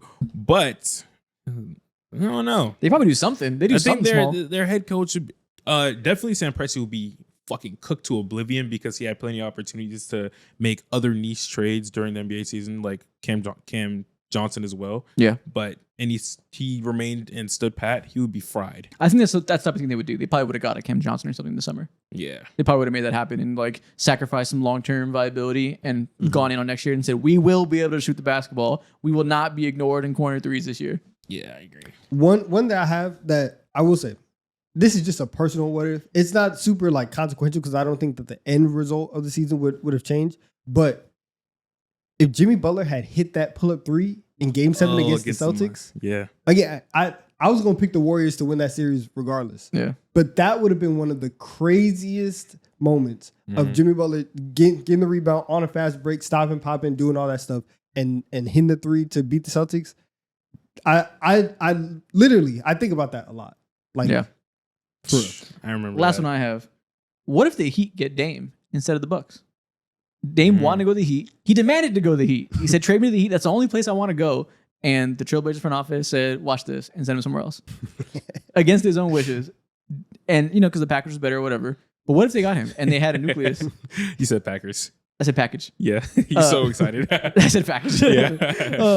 But like, what if they had a nucleus of Jimmy Butler, Bam, and Dame going into 2024? Nice calm 3 seed. No, that would have been a great team.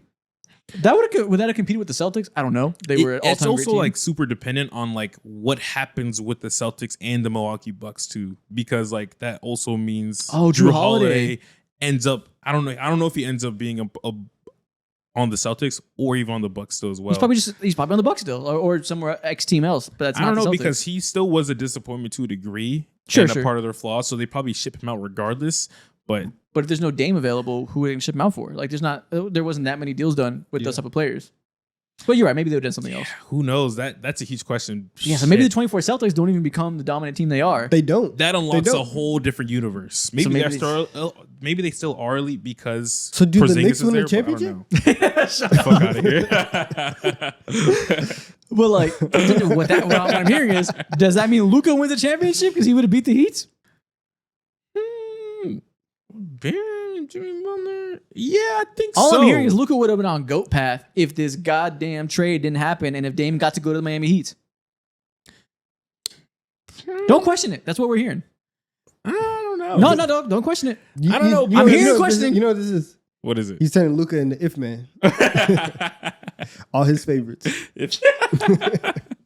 You gotta stone him, man. That's the last one I got. I think that might be all for me. The too, 'cause other, I doubled the it. other ones that I have is obviously, what if KD's toe wasn't on the line? Oh yeah, for sure. We didn't even get to the 2021 Nets is Yeah. the biggest what if by far. We talked about that in the biggest what ifs of all time episode. But even so much around that. Even that, what if Adam Silver had some sense and was like, let's not start the season in December and let's actually push it back and give people an actual offseason? Because so many of the stars got hurt in 21 because it was a very limited offseason and people were at home for 2-3 months. So it's not like you're at the facility doing all this other stuff. The season ended, like the Lakers won the championship in October and then the season started in December. That's just like impossible to recover from for a lot of people. Yeah. It ruined several years of Anthony Davis's prime. Yeah. Which in turn ruined several years of LeBron James's prime. This is cheating a little bit. But what if Kawhi Leonard for the 2019-2020 season decided to stay on the Toronto Raptors? Or what if he decided to go to the Lakers make a super team with LeBron and Anthony Davis? No, actually, even if that's the case too, I think what I'm trying to hint at still gets to that point too. Shea is still a Clipper. I don't know if he still progresses in the same way because he did come into paths with someone like Chris Paul and Dennis Schroeder and all that, which is super important to development. But I don't know as well because then his vets are Lou Will and Pat Bev, and that's just a whole different dynamic too. Well, I think we overestimate the fact like he didn't like suck powers out of Chris Paul, literally. So I think he still would have been a superstar. But that is interesting because like if he is a superstar, to what avail on the Clippers? Would they have been able to build a team that Presti was able to build because of this trade and all the assets they got? Because they also got J-Dub from that trade. They also tanked and got Chet. Damn! Whoa! So J-Dub is where in this scenario? Well, the pick would be a Clippers pick if they still keep that same position. Damn! So let's say J-Dub is also a Clipper. The Clippers got Shea and J-Dub. If they're smart, I don't know because they made some dumb moves in the NBA draft, bro. They saw this guy named Jerome Robinson, bro. Oh, yeah, they're not good at the draft. Hell no. They made some dumb moves. I don't know. That's a good one. Yeah, then- that Paul George and Westbrook still are. Shea would still And become okay. a superstar, I think. Yeah. But would he have the opportunity to contend and win a championship and do all this stuff? I don't know. Oh, I don't know. I would say probably yes because Ty Lue's still there. True. Ty Lue is there, and they still like Zubac is there too. They still have good team building Yeah, abilities. you're right. They just suck in the draft. Yeah, and then not to doubt the Clippers. I'm just saying, like, would he have to walk into Chet and J-Dub as this crazy nucleus and all these picks? Like, he's in like the best case scenario you could imagine for a slashing guard. Yeah, I don't know. yeah, I agree. And then Wow. Russ is still there, and Paul George is still there in OKC fishing and shit. Fishing. All right, man. Well, that's it, man. That's our biggest what ifs this season. Biggest what ifs of the decade. And that's the biggest what ifs of the 2020s. And that's the biggest. Oh, that's the biggest. I'm so tired. And that's the end, and that's the end of this episode. House call. If you're still here, tell me what you think about Micah Parsons being traded because we're finna go record about it right now.